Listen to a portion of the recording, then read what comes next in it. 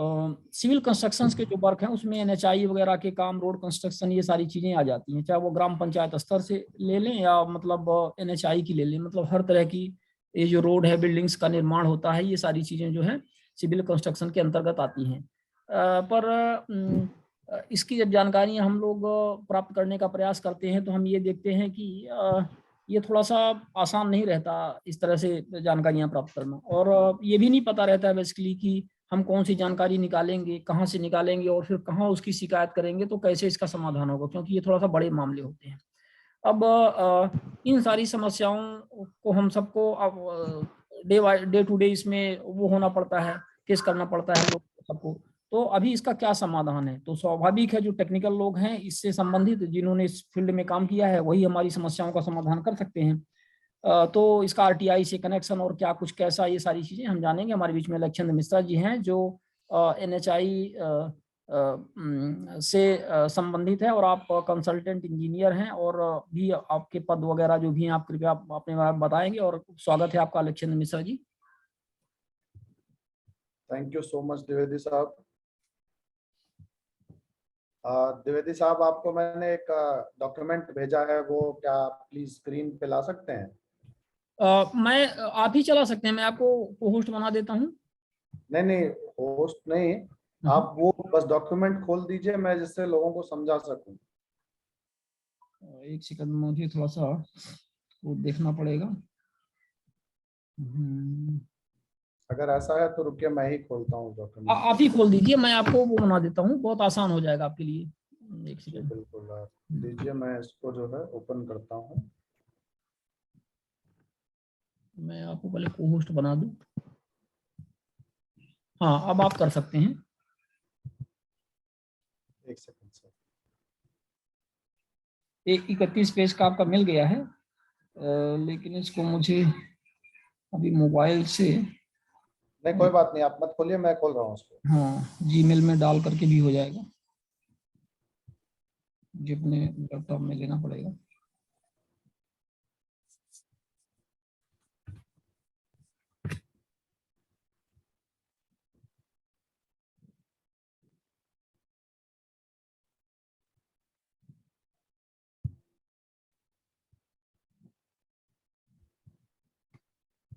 ये जानकारी आप ग्रुप में भी डाल दें।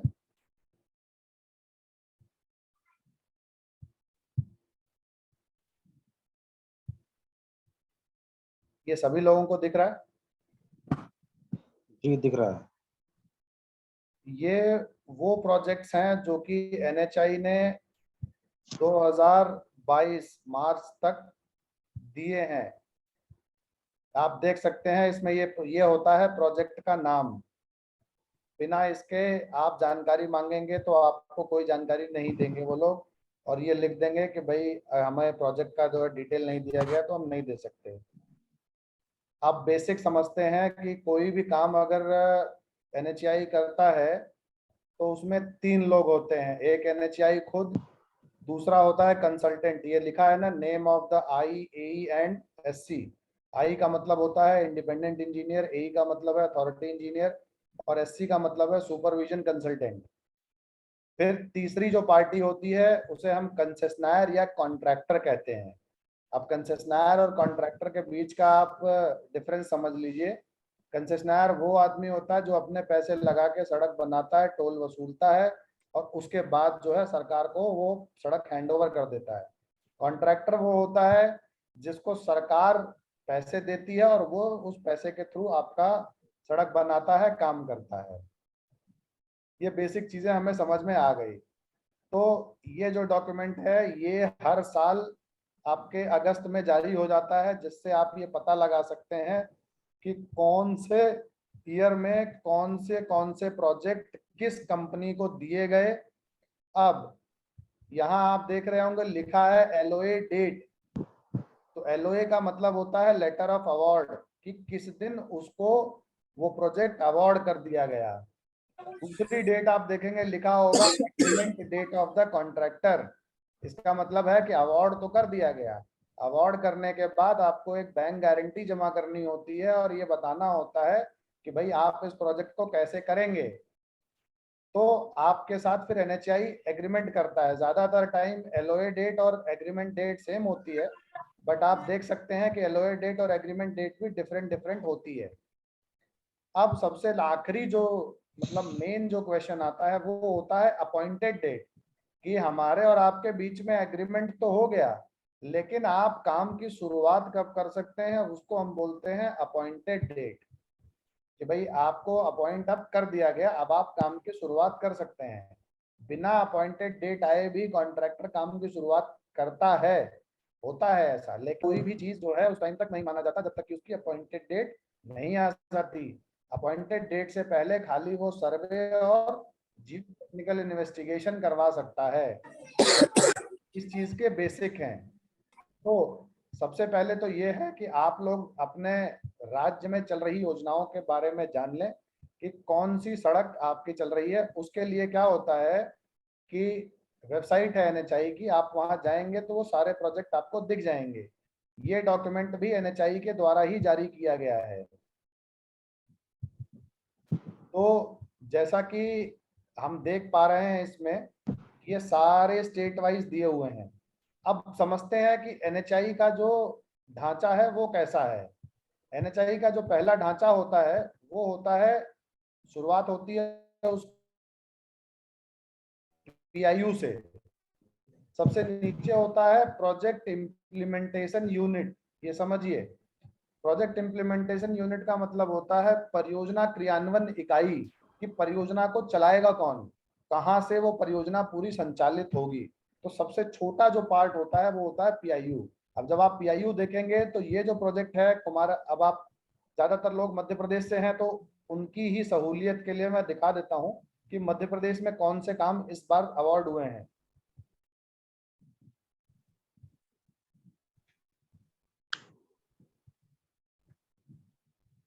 ये मध्य प्रदेश के कामों का शुरुआत हो गया। जैसे कि जो ये हरदा और बैतूल की रोड है, हरदा और बैतूल की रोड इस कंपनी के पास है, S&P infrastructure developers private limited, और स्काई लार्क इंफ्रा का JV है। ये काम इसको मिला है 31/3/2022 को। मतलब ये जो फाइनेंशियल ईयर खत्म हुआ 21-22 का, उसी टाइम पे मिला है। अभी तक इसका एग्रीमेंट हुआ है कि नहीं, नहीं लिखा है। स्टार्ट डेट मिली है, नहीं लिखा है। इसका जो PIU है वो हरदा है। जब आप ऑनलाइन खोजेंगे PIU हरदा, तो उसमें सबसे पहले आपको प्रोजेक्ट डायरेक्टर और बाकी लोगों का नंबर मिल जाएगा। इसमें अभी भी कंसल्टेंट भी अपॉइंट नहीं हुआ है। एक ऐसा प्रोजेक्ट देखते हैं जिसमें कि कम से कम कॉन्ट्रैक्ट तो हो ही चुका है। अब ये है 4 लेनिंग ऑफ इंदौर से बोरेगांव। इंदौर से बोरेगांव का जो प्रोजेक्ट है वो GHB इंडिया प्राइवेट लिमिटेड के पास है। उसमें जो आपका कंसल्टेंट है वो हाईवे इंजीनियरिंग कंसल्टेंट भोपाल का है। इस प्रोजेक्ट की पूरी लागत जो है 599 करोड़ है। ये LOA मिला था। अब आप देखिए कि ये जो देरी होती है, उस देरी का ये सबसे अच्छा एग्जाम्पल है। इसका जो LOA मतलब लेटर ऑफ अवार्ड जो मिला था वो आपको मिला है 23 जून 2021 को, लेकिन इसमें कॉन्ट्रैक्ट हुआ जाके जनवरी 2022 में। मैंने तो वो सब वीडियो है, बात कंप्लीट कर दूंगा और पहुंचा और लगा रहा प्लीज अपना ऑडियो बंद कर लीजिए।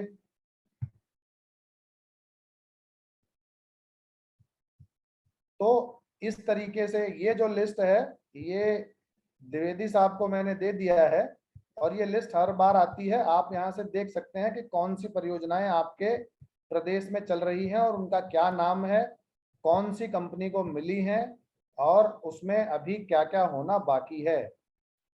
अब इसमें जो सबसे पहली चीज आती है वो ये समझना कि कोई प्रोजेक्ट शुरू कैसे होता है। जब प्रोजेक्ट शुरू होता है तो उसमें हर तरीके की जो है जांच की जाती है। पहले होता है मृदा परीक्षण, सॉइल इन्वेस्टिगेशन बोलते हैं उसको हम अंग्रेजी में, कि मिट्टी की जांच।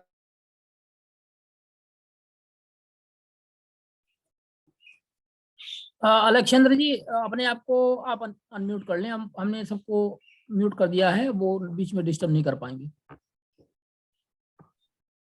हाँ जी, तो सबसे पहले जो है आप मृदा परीक्षण करते हैं, उसके बाद उसका सर्वे करवाते हैं, फिर उसके बाद उसकी एक रिपोर्ट बनाते हैं, रिपोर्ट बना के वो सबमिट करते हैं। सबसे पहले कहाँ सबमिट होती है?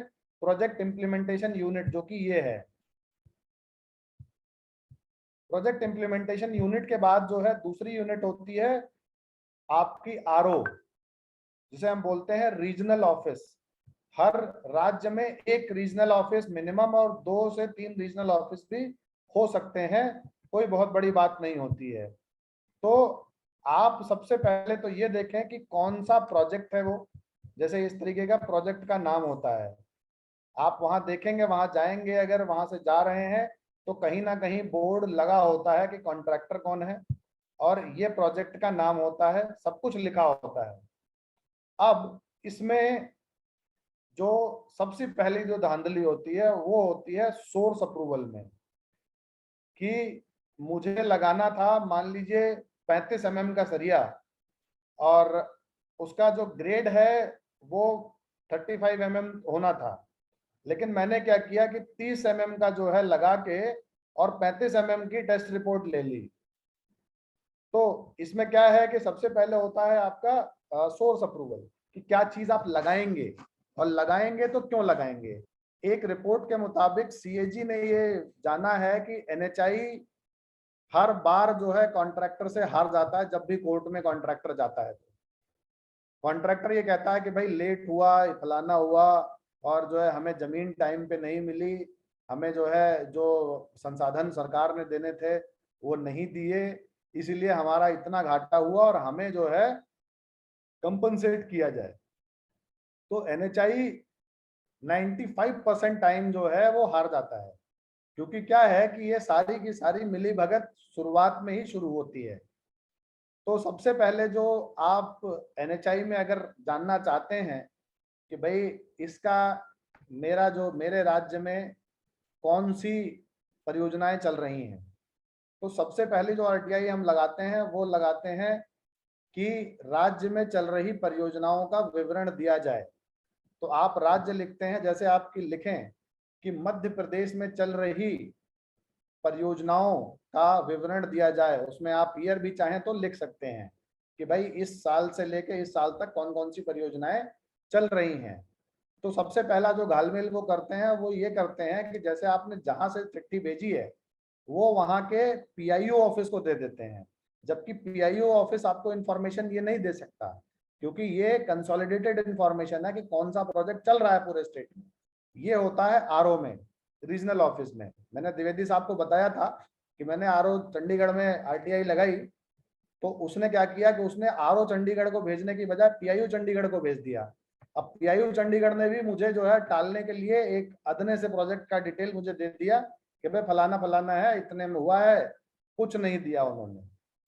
तो जब मैं फर्स्ट अपील में गया तो मैंने स्पेसिफिकली उनको यही बोला कि भाई मैंने आपसे पूरे राज्य में चल रही परियोजनाओं का विवरण मांगा था और आपने मुझे जानबूझकर एक जगह की जो है परियोजना का, वो भी एक प्रोजेक्ट का आधा अधूरा डिटेल दिया है। तो फर्स्ट अपील के बाद वहां के जितने भी पीआईयू थे, आरओ ने एक चिट्ठी लिखी और जितने भी प्रोजेक्ट इंप्लीमेंटेशन यूनिट थी हरियाणा में, उन सबने वो इंफॉर्मेशन एक एक करके मुझे भेजी। तो सबसे पहले ये अंतर समझ लीजिए, project implementation unit local level होता है और आरओ जो होता है रीजनल ऑफिस वो आपका स्टेट लेवल होता है। उसके ऊपर जो है वो खाली हेडक्वार्टर है जो कि सेक्टर 10 द्वारका में स्थित है। तो ये बेसिक वर्किंग है एनएचआई की कि हेडक्वार्टर, आरओ और पीआईओ, ये 3 चीजें हैं। तो सबसे पहले तो आपको ये पता करना होता है कि ये प्रोजेक्ट का नाम क्या है, कौन से पीआईओ में कौन सा प्रोजेक्ट चल रहा है और कौन सा आरओ के पास कौन सी चीजें अभी उसमें चल रही हैं।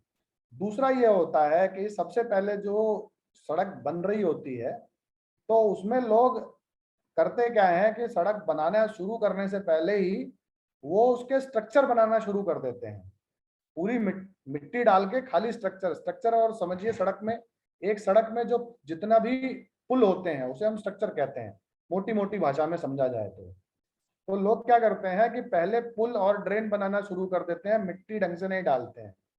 और उसमें भी जो अगर वो डालते हैं तो एक FRL होता है, FRL से नीचे डालते हैं।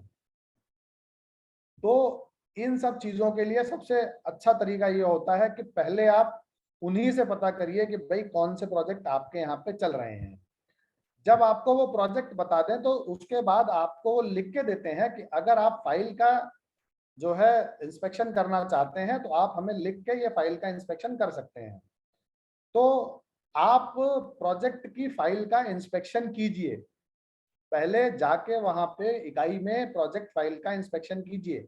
लेकिन ध्यान रखिए कि वहां पे जाने से पहले, जैसा कि हमारा एक बार ये आया था ना कि अगले ने आरोप लगा दिया जो है कि भाई आप उन्होंने आके आपके यहाँ पे जो है कागज फाड़ने वाला, तो ये भी वहां हो सकता है। इसलिए आप उसका जो भी निवारण है वो पहले ही करके जाइए इंस्पेक्शन के पहले। नहीं तो आप उनसे, अगर आप जाके इंस्पेक्शन करने में जो है सक्षम नहीं है, तो आप उनसे सबसे पहले कॉन्ट्रैक्टर यानी ठेकेदार या कंसेशनर द्वारा जमा किए गए बिल का विवरण मांग लीजिए, और जो आपका अप्रूव्ड बिल हो वो विवरण सिर्फ ये हो, तो अनअप्रूव्ड हो बाद में कह सकते हैं कि जी अप्रूव तो हुआ ही नहीं।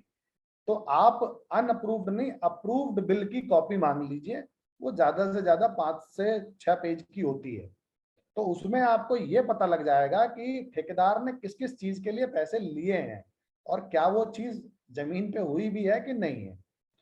दूसरा होता है कि जैसे कि हमारा RTI हमारे को 21J या उसमें अधिकार देता है कि भाई आप जाके वहां पे सैंपलिंग कर सकते हैं।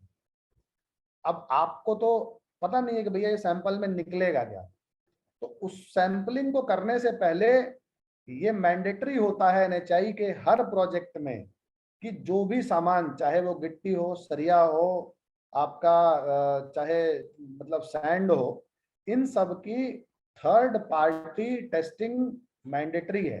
मतलब कि एक जो लैब है, जो कि इंडिपेंडेंट लैब है, जिसको NABL national accreditation board of national accreditation board for laboratory ने उसको एक्रेडिट किया है कि हाँ भाई ये लैब जो है टेस्ट कर सकती है, उसकी एक रिपोर्ट मैंडेटरी होती है।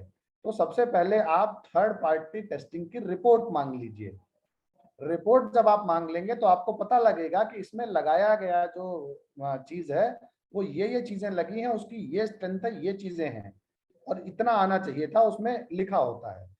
उसके बाद आप सैंपल लेके किसी भी सरकारी लैब या आपके बगल में NABL अप्रूव्ड कोई भी लैब हो वहां से आप करवा सकते हैं। वो आपको खुद खर्चा करना पड़ेगा, जो कि आप साइट से सैंपल लेके आएंगे। अब मान लीजिए कि वहां ये लिखा था कि भाई हमने जो है ये इस चेनेज पे, पहले समझिए चेनेज क्या होता है। कोई भी रोड जहां से शुरू होती है उसको हम जीरो चेनेज कहते हैं। उसके बाद वो आपके किलोमीटर और मीटर में डिवाइडेड होती है प्लस करके। कहीं कहीं आप साइन देखते होंगे लिखा होता है 29 + 300, तो उसका मतलब हुआ 29 किलोमीटर 300 मीटर। ये जो रोड है जहां से ये शुरू हुई है उससे इस पॉइंट की दूरी 29 किलोमीटर और 300 मीटर दूर है। ये पॉइंट ये होती है चेनेज। तो आप जिस भी चेनेज से उठा रहे हैं वो रिकॉर्ड कर लीजिए, और जो आपने बिल की कॉपी मांगी है उसमें लिखा होता है कि अगले ने किस काम के पैसे मांगे हैं। अगर वो ये लिखता है कि हमने मिट्टी का कार्य पूरा कर दिया है, तो देखिए कि उस स्ट्रेच पे अगर वो 30 किलोमीटर लंबा है तो क्या पूरा मिट्टी का कार्य हो चुका है। और कोशिश कीजिए कि कोई भी अगर आपके जानने में रिटायर्ड इंजीनियर है, जो कि मिल जाते हैं आसपास, कि भाई छोटा मोटा जो भी है, अगर उसका साथ मिल जाए तो ठीक, नहीं मिल जाए तो आप खुद भी जाके वो सैंपल ले सकते हैं और उसका परीक्षण करवा सकते हैं। क्योंकि परीक्षण में भी कभी कभी जो रिपोर्ट होती है वो कॉन्ट्रैक्टर के मुताबिक ही बना दी जाती है।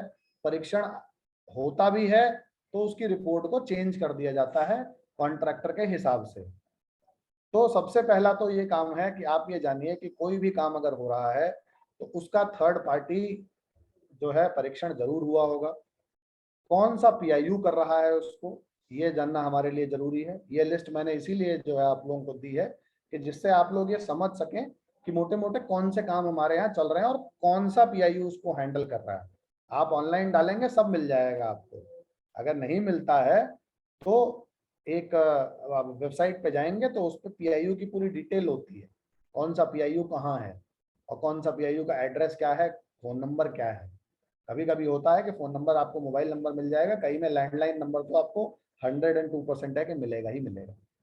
तो ये तो बात हुई हमारे प्रोजेक्ट्स की।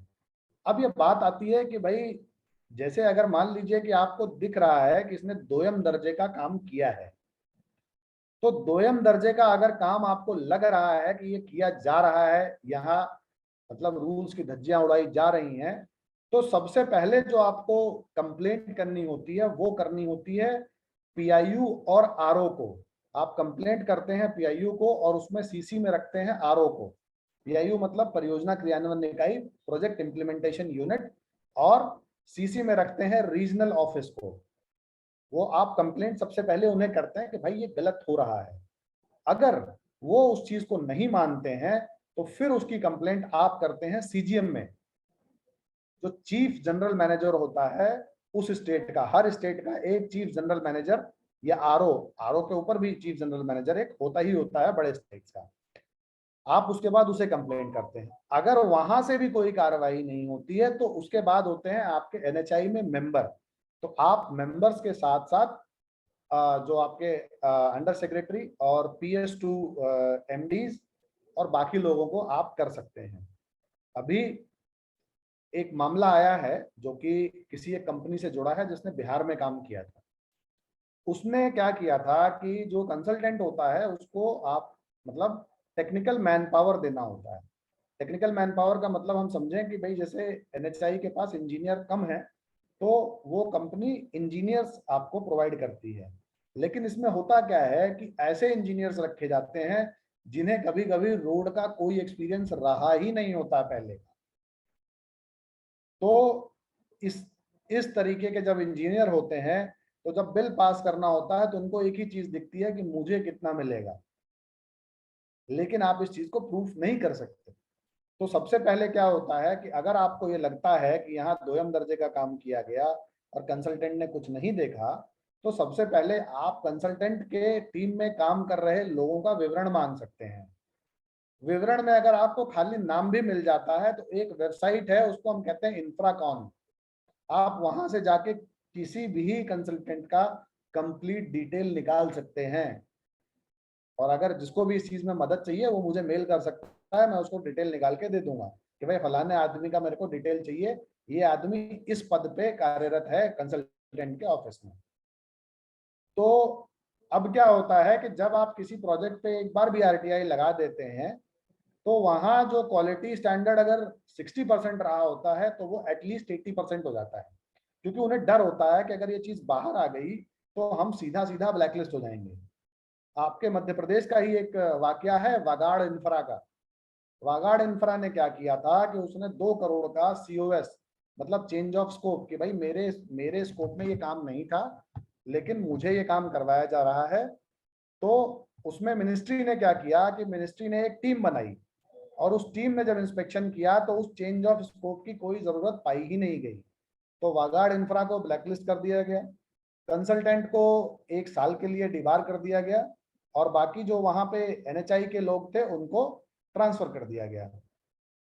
तो ऐसा नहीं होता कि आप चीजों को अगर करेंगे परस्यू तो ठीक है, पहले प्रॉब्लम्स होती हैं, क्योंकि एनएचआई का बेसिक स्ट्रक्चर अगर आपको नहीं समझ में आता है तो आप एनएचआई से कोई भी इंफॉर्मेशन नहीं ले सकते। लेकिन अगर आपको बेसिक स्ट्रक्चर समझ में आता है तो आप एनएचआई से कोई भी इंफॉर्मेशन बहुत इजीली निकाल सकते हैं। और एनएचआई मेरे हिसाब से एक अच्छी संस्था है जो कि आपको इंफॉर्मेशन देने में मतलब इतना नहीं आनाकानी करती है कि भाई नहीं हम नहीं देंगे। उसके पास अगर इंफॉर्मेशन है तो वो आपको देगा, लेकिन अगर इंफॉर्मेशन नहीं दे रहा है तो इसका मतलब कुछ ना कुछ तो वहां धांधली हुई है। अब आप लोगों के जो भी प्रश्न हो आप पूछ सकते हैं बारी बारी।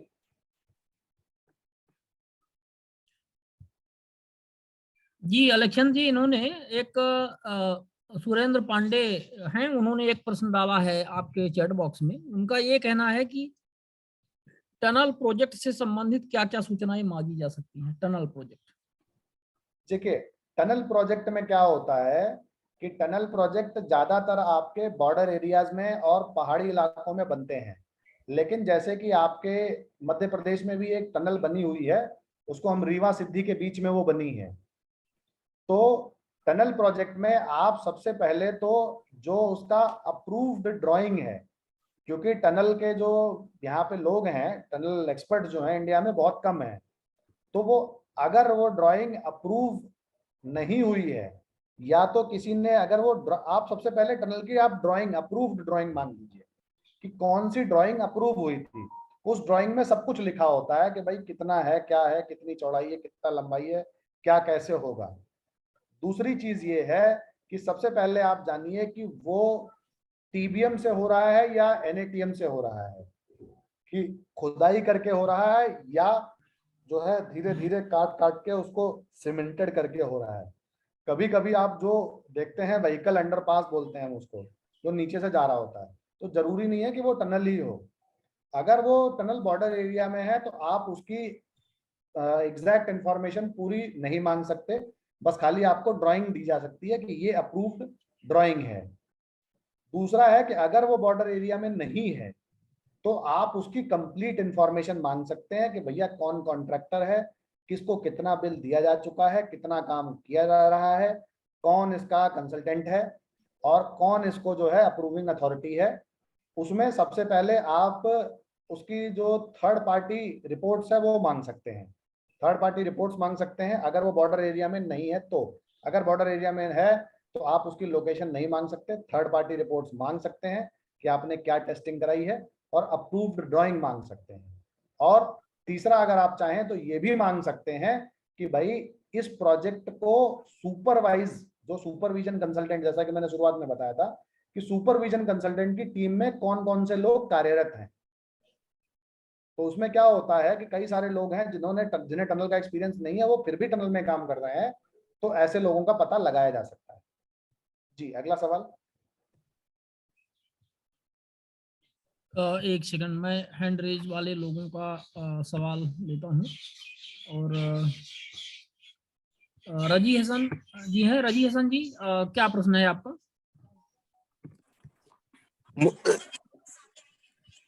हेलो जी सर, सभी साथियों को नमस्कार। मेरा मुद्दा ये है कि रोड पर जो बनती है, तो रोड पर जो बोर्ड लगती है तो उस पर ये नहीं लिखा रहता कितना लंबा, कितना चौड़ा, कितना मोटा, कौन सा मटेरियल, सिर्फ लिखा रहता इस घर से लेके इस घर तक इतने राशि की। तो उस पर हम क्या कर सकते हैं, कहाँ लिख सकते हैं? देखिए हसन साहब, दो चीजें होती हैं। पहला है कि आप जो ये पूछ रहे हैं, ये आप पूछ रहे हैं गांव की सड़कों के लिए। जी, गांव की सड़क है, शहर की सड़क भी। हाँ मैं समझ गया, वो आप जो गांव और शहर की सड़कें होती हैं, आप ये देखेंगे कि जहां से वो सड़क शुरू होती है वहां पे नियम के अनुसार वहां पे जो बोर्ड लगाया जाता है उसमें उसकी राशि, उसके बनाने वाले का नाम, कब ये पास हुई थी, कहाँ तक पास हुई है, और उसका पूरा ड्राइंग वहां बनाना होता है। आप देखेंगे तो एक ही पिलर वहां गड़ा होता है, जबकि वहां 3 पिलर गड़े होने चाहिए। तो सबसे पहले तो हमें ये पता करना होता है कि वो रोड अगर पीएमजीएसवाई में बनी है तो पीएमजीएसवाई में उसका एक अथॉरिटी होती है, उसको हम बोलते हैं आरआरडीए। जैसे अगर आप मध्य प्रदेश की बात करें तो एमपी आरआरडीए का कार्यालय आपके भोपाल में है। भोपाल में आप जाएंगे, एमपी आरआरडीए का कार्यालय है, आप रोड का नाम लिख के उनसे वो सूचना मांग सकते हैं। अगर वो नहीं देते हैं तो उसके ऊपर एक अथॉरिटी है जिसे हम कहते हैं NRRDA, that is National Rural Roads Development Authority. अब उसको जो है National Rural Infrastructure Development Authority कर दिया गया है, एनआरआईडीए। ठीक है, आप वहां से ये जानकारियां मांग सकते हैं क्योंकि ये नेशनल हाईवे की रोड्स नहीं होती हैं। और अगर ये पीडब्ल्यूडी ने बनाई है तो आप पीडब्ल्यूडी से मांग सकते हैं कि भैया इसमें किस किस चीज का इस्तेमाल हुआ है। उसे हम बोलते हैं ड्राइंग। आप सीधा सीधा समझिए कि आप उसका अप्रूव्ड ड्राइंग मांगिए कि कौन सी ड्राइंग अप्रूव हुई थी। और अगर पुल है तो उसकी जीएडी होती है, जनरल अरेंजमेंट ड्राइंग। ठीक है साहब? जी सर, थैंक यू सर। बिल्कुल, धन्यवाद। ठीक है, आगे बढ़ें। और श्याम सुंदर भूरा जी, आपका क्या प्रश्न है? ये सर मेरा प्रश्न आज के विषय से हट गया है, इस विषय पर प्रश्न मेरा नहीं है। हाँ, तो इसी विषय पे ही आज प्रश्न पूछना है, ठीक है ना। इससे हट के फिर आप अगली बार के लिए रखिए, या दूसरे विशेषज्ञ आ जाएं तो वो आपको बताएंगे। ललित सोनी जी, आपका क्या प्रश्न है? सर सभी लोगों को पहले प्रणाम। शिवानंद जी भाई साहब, आपको भी प्रणाम। मेरा एक सवाल सिविल कंस्ट्रक्शन को लेकर था कि जैसे जो कुछ सोसाइटी बनती है या फिर जो प्रधानमंत्री आवास योजना के तहत जो मकान बनते हैं, तो उसके अपन अभी इस विषय में प्रश्न पूछ सकता हूँ मैं? हाँ, कंस्ट्रक्शन के विषय में पूछिए, सब इंटर रिलेटेड है, कोई दिक्कत नहीं होगी। जी, कंस्ट्रक्शन जी, तो उसके अंदर अपन जैसे कोई भी अगर सोसाइटी या कोई भी प्रधानमंत्री आवास योजना का जुड़ा हुआ कोई प्रोजेक्ट है, तो उसके अंदर अपन किस तरह से उसकी जानकारी लें, और उसके जो यूनिट तैयार होते हैं, उस यूनिट तैयार में अपन क्या बारीकी देख सकते हैं, ताकि जो आम लोगों को या कभी कोई दिक्कत आए इस तरह की परेशानियां हो, तो उससे अपन अवगत कैसे हो, ये थोड़ा सा मार्गदर्शन दीजिएगा भाई साहब। देखिए, प्रधानमंत्री आवास योजना में सबसे पहले एक आपको डिसाइड करना होता है क्रियान्वयन इकाई। जैसे एनएचआई में है तो उसमें आपको सबसे पहले ये देखना है कि वो जो काम है वो कर कौन रहा है। वो जो घर है, क्या वो पीडब्ल्यूडी बना रहा है, क्या वो पंचायती राज बना रहा है, या फिर पंचायती राज के अलावा शहरी विकास और शहरी निर्माण वाले तो नहीं बना रहे। तो सबसे पहले आपको परियोजना क्रियान्वयन का जो है वो डिपार्टमेंट पता करना है। और जब आपको परियोजना क्रियान्वयन का डिपार्टमेंट पता लग जाता है तो आपको अप्रूव्ड ड्राइंग, ये मानिए कि भाई आप उनसे कहिए कि फला गांव में बन रहे प्रोजेक्ट्स का अप्रूव्ड ड्राइंग हमें और दिया जाए। बस अप्रूव्ड ड्राइंग में सब लिखा होता है, कितना लंबा, कितना चौड़ा, कितना ऊंचा और किस तरीके से ये बनेगा। और जहां तक बात आती है कि मटेरियल का, तो मटेरियल में आप कोई भी सरकारी प्रोजेक्ट आप उठा लें जो कि अगर 1 करोड़ रुपए से ऊपर का है, सरकारी कोई भी परियोजना जिसकी की लागत 1 करोड़ से रुपए से ऊपर की है, उसको थर्ड पार्टी टेस्टिंग, मतलब कि उसको एक लैब से जो कि इंडिपेंडेंट है वहां से सर्टिफिकेट जरूर लेना होता है अपने सामान का और संसाधनों का जो उसमें लग रहे हैं। ठीक है सोनी जी, तो आप ये जानकारी प्राप्त कर सकते हैं। आगे बढ़े सुरेश मौर्य जी। जी सर, मेरा सवाल ये था कि जैसे कि नगर पालिका जो होती है उनके अंदर में जो सड़क बनाते हैं, वो सड़क का कॉन्ट्रैक्ट एक ही किसी कंपनी को दे दिया जाता है साल भर के लिए कि 2 साल के लिए। उसके बाद में जहाँ पे भी सड़क बनाते हैं वो अलग अलग ढंग से, उसी के अंदर में सर क्या टेंडरिंग अलग से करने का कोई निर्णय है कि उसी के अंदर में काम करना रहता है उनको? नहीं, देखिए क्या होता है कि जब कोई भी प्रोजेक्ट अवार्ड होता है, कोई भी प्रोजेक्ट किसी ठेकेदार को दिया जाता है, तो आजकल क्या है, अगर आप सड़क के बारे में जानना चाहें तो सड़क बनाने से लेके और कुछ साल तक उसका मेंटेनेंस जो है वो उसे सेम कॉन्ट्रैक्टर को दिया जाता है। जैसे एक आदमी को अगर सड़क बनाने का ठेका दिया गया है तो वो सड़क बनाने का एक टाइम होता है कि भाई आप 12 महीने या 18 महीने में ये सड़क बनाएंगे और अगले 5 साल तक इस सड़क का रख रखाव भी आप ही करेंगे।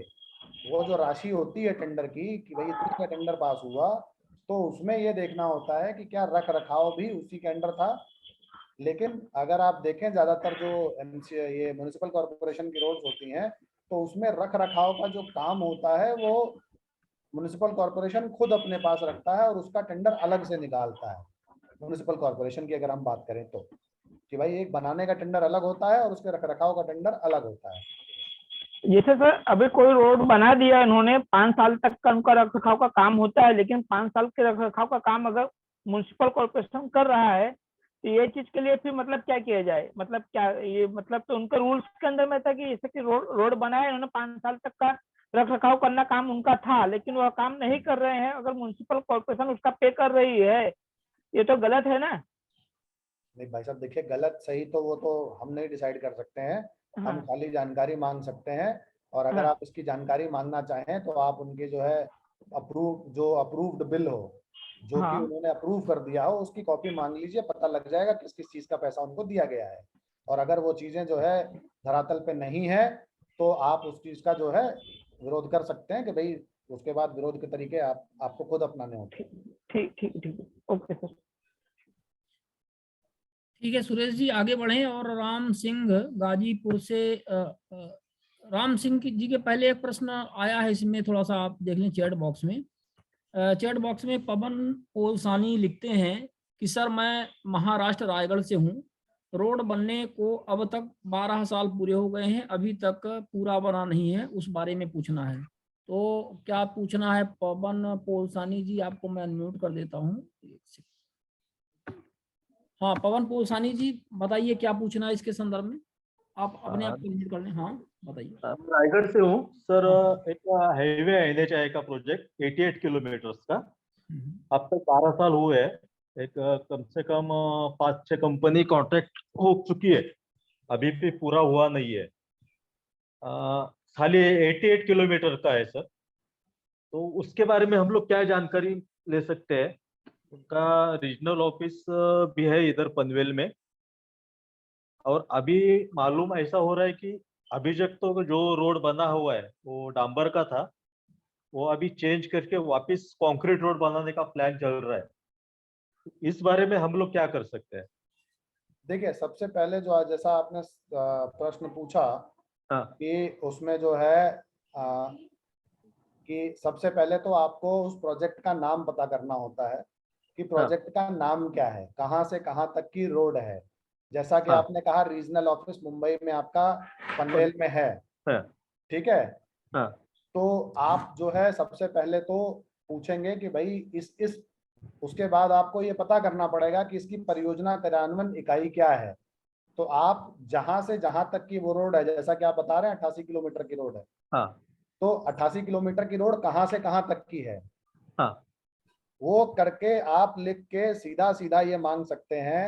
हाँ NHAI तो आता है आपके RTI ऑनलाइन, एक हाँ पूरा का पूरा वेबसाइट है सरकार का rti.online.com करके। हाँ आप वहां जो भी इंफॉर्मेशन, जो भी RTI आपको डालनी है NHAI में, आप हाँ वहां जाके लिख के आ जाइए कि भाई मुझे इस रोड का जो है इसकी हाँ योजना के बारे में जानकारी दी जाए।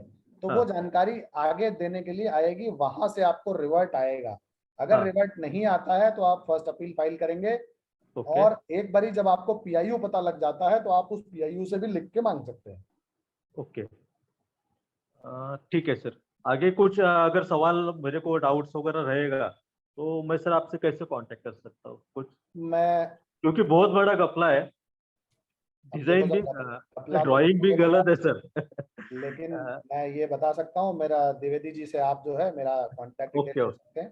क्योंकि ड्राइंग भी बहुत सारी, ब्रिज की ड्राइंग भी गलत है। बिल्कुल बिल्कुल सर, बिल्कुल। ठीक है पवन जी, आप मेरे ओके सर, नंबर थैंक जो यू। इसका जूम ID और पासकोड है जो इस कार्यक्रम का, हाँ वही मेरा मोबाइल नंबर है। आप उस पर हाँ व्हाट्सएप करके आप हमें बताएं तो हम मिश्रा जी का नंबर, अलक्षेंद्र मिश्रा जी का नंबर आपको हम दे देंगे, और आप ओके उनसे संपर्क में बने रह सकते हो, आपकी मदद करेंगे। ओके और सर, धन्यवाद हाँ सर। जी जी, okay, thank you. Chat box में ही एक संजीव दीक्षित जी ने लिखा है कि सर क्या अप्रूव्ड ड्राइंग स्टेट रोड की भी हो सकती है? अप्रूव्ड ड्राइंग नेशनल हाईवे के अतिरिक्त स्टेट रोड की, उनकी भी होती होगी मिश्रा जी? देखिए, अप्रूव्ड जो आपकी ड्राइंग होती है वो हर एक चीज की होती है, चाहे वो गांव की रोड हो, चाहे शहर की रोड हो, चाहे स्टेट हाईवे हो। हर जगह पे एक, आप किसी भी काम को, किसी भी रोड को बनाने से पहले उसकी DPR तैयार की जाती है, विस्तृत परियोजना रिपोर्ट कहते हैं हम उसे। और विस्तृत परियोजना रिपोर्ट जो है पब्लिक में रखने का प्रावधान होता है। अगर उस सड़क में गांव की सड़कों को छोड़ के बाकी सड़कों में जो भी भूमि अधिग्रहण किया जाता है, उस भूमि अधिग्रहण से पहले परियोजना रिपोर्ट तैयार की जाती है, और उसी परियोजना रिपोर्ट के आधार पे ही वो भूमि अधिग्रहण और वो चीजें बनती हैं। बिल्कुल होती है अप्रूव्ड ड्राइंग। काम शुरू करने से पहले सबसे पहले आपको ड्राइंग का ही अप्रूवल लेना होता है कि मैं ये काम इस तरीके से करूंगा, नहीं तो उससे पहले आप काम को शुरू नहीं कर सकते। ठीक है, धन्यवाद। राम सिंह गाजीपुर UP से पूछना चाह रहे हैं कुछ। राम सिंह जी नमस्कार सर, आप सभी लोगों को। नमस्कार। हेलो नमस्कार, हाँ नमस्कार, आपकी आवाज आ रही है राम सिंह जी। सर, मुझे एक ग्रामीण जो है प्रधानमंत्री ग्रामीण वो जो रास्ता का है ना, सड़क योजना जो है, हाँ हम्म। जी। उसके बारे में मुझे जानकारी चाहिए, क्योंकि हमारे ग्राम पंचायत में। आप अनम्यूट हो गए फिर से, म्यूट हो गए, सॉरी, अनम्यूट कर लीजिए। ठीक, हेलो जी आ रही सर आवाज? बिल्कुल आ रही, बताएं।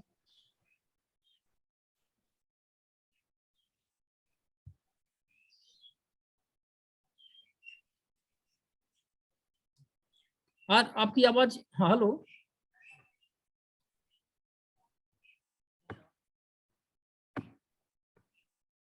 यार तुम भी यार। हाँ अब आ रही है आपकी आवाज, हाँ।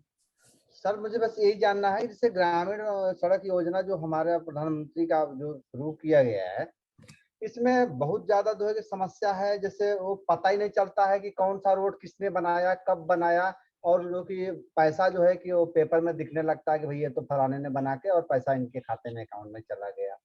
तो ये कैसे मुझे डिटेल मिलेगा कि इन्होंने बनाया नहीं बनाया या कब से बना रहे हैं? इन सब चीजों की मुझे जानकारी चाहिए सर। देखिए, सबसे पहले तो आपको बता दूं कि पीएमजीएसवाई की हर एक रोड की जानकारी ऑनलाइन उपलब्ध है।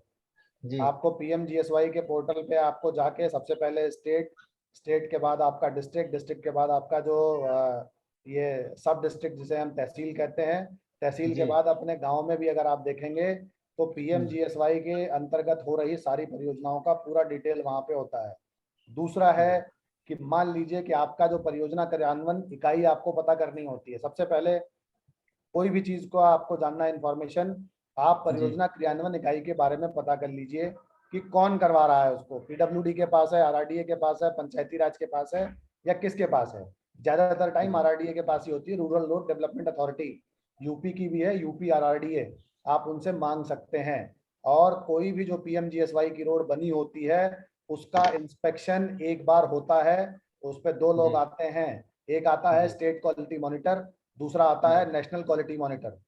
ये दोनों लोग आपके जो रोड बनती है आपके अगर राज्य के किसी भी जिले में, तो हर जिले में ये 1 से 2 रोड जरूर विजिट करते हैं। तो आप पहली चीज तो है कि थोड़ा सा चीजों को ऑनलाइन खोजिए, सब अवेलेबल है, एक एक चीज अवेलेबल है। पीएमजीएसवाई एक ऐसा वो है। लेकिन पीएमजीएसवाई में आपको बता दूं कि पीएमजीएसवाई में कोई भी भूमि अधिग्रहण नहीं किया जाता है। पीएमजीएसवाई में लोग स्वेच्छा से अपनी जमीन देते हैं तभी वो रोड बन पाती है, नहीं देते हैं तो वो भी कारण बता के उस रोड को आधा बना के छोड़ दिया जाता है। जी ये चीजें हैं।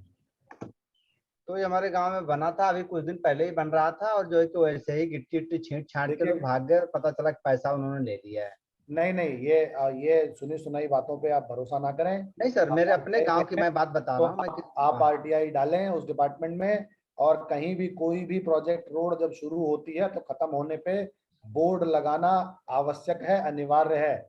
और आप इस चीज का आपको खड़े होके बोलना पड़ेगा कि भैया यहाँ बोर्ड लगाओ कि कहाँ से सर कहाँ तक बनी, सर कितने मीटर की कितनी, कितने पैसे लगे और किस आदमी ने बनाया, ये सारा लिखना उनके लिए अनिवार्य है। आप पीएमजीएसवाई की अलग से वेबसाइट है, ऑनलाइन पीएमजीएसवाई सर्च कीजिए, उस पर सारी चीजें आपको मिल जाएंगी। सर हमने उस पर जो है कि हमारे यहाँ जो बन रहा था रोड, तो हमने उस पर एक आरटीआई लगाया था, लेकिन आरटीआई का कोई जवाब नहीं आएगा। हमने अपील भी, फर्स्ट अपील भी किया, सेकंड अपील भी कर दिया हूँ मैं, लेकिन मुझे कोई जवाब नहीं दिया गया। बल्कि एक बार जेई का फोन आया था कि आप क्यों डाल रहे हैं, क्यों ऐसा कर रहे हैं। मतलब ये सब चीजें बोल रहा था कि आपसे क्या मतलब है, तमाम चीजें बोल रहा था, लेकिन मुझे जानकारी नहीं थी। नहीं नहीं, देखिए ये सारी चीजें जो है ऑनलाइन अवेलेबल हैं। अगर ऑनलाइन अवेलेबल नहीं होती हैं और कोई भी ऐसा कुछ आपको कोई पूछता है, तो आप जैसा कि मैंने बताया था कि अपने स्टेट की पहले आरआरडीए, यूपी आरआरडीए को लिखिए। यूपी आरआरडीए के बाद आप एनआरआईडीए को लिख सकते हैं, NRIDA National Rural Infrastructure Development Authority को लिख सकते हैं। और ये सारी चीजें ऑनलाइन अवेलेबल है, थोड़ा सर्च कीजिए, मिल जाएंगी। ठीक है राम सिंह जी, हाँ धन्यवाद आपके प्रश्न के लिए। और आप इन्हीं सब जो मार्गदर्शन श्री मिश्रा जी ने आपको दिया है उसका फॉलो करिए, आगे बढ़े। संजीव कौशिक जी कुछ पूछना चाह रहे हैं। संजीव कौशिक जी कहाँ से हैं आप? यूपी से? नमस्कार सर। हाँ कहाँ से? यूपी से ना? यूपी से। हाँ पूछिए। सर मेरा दो प्रश्न है।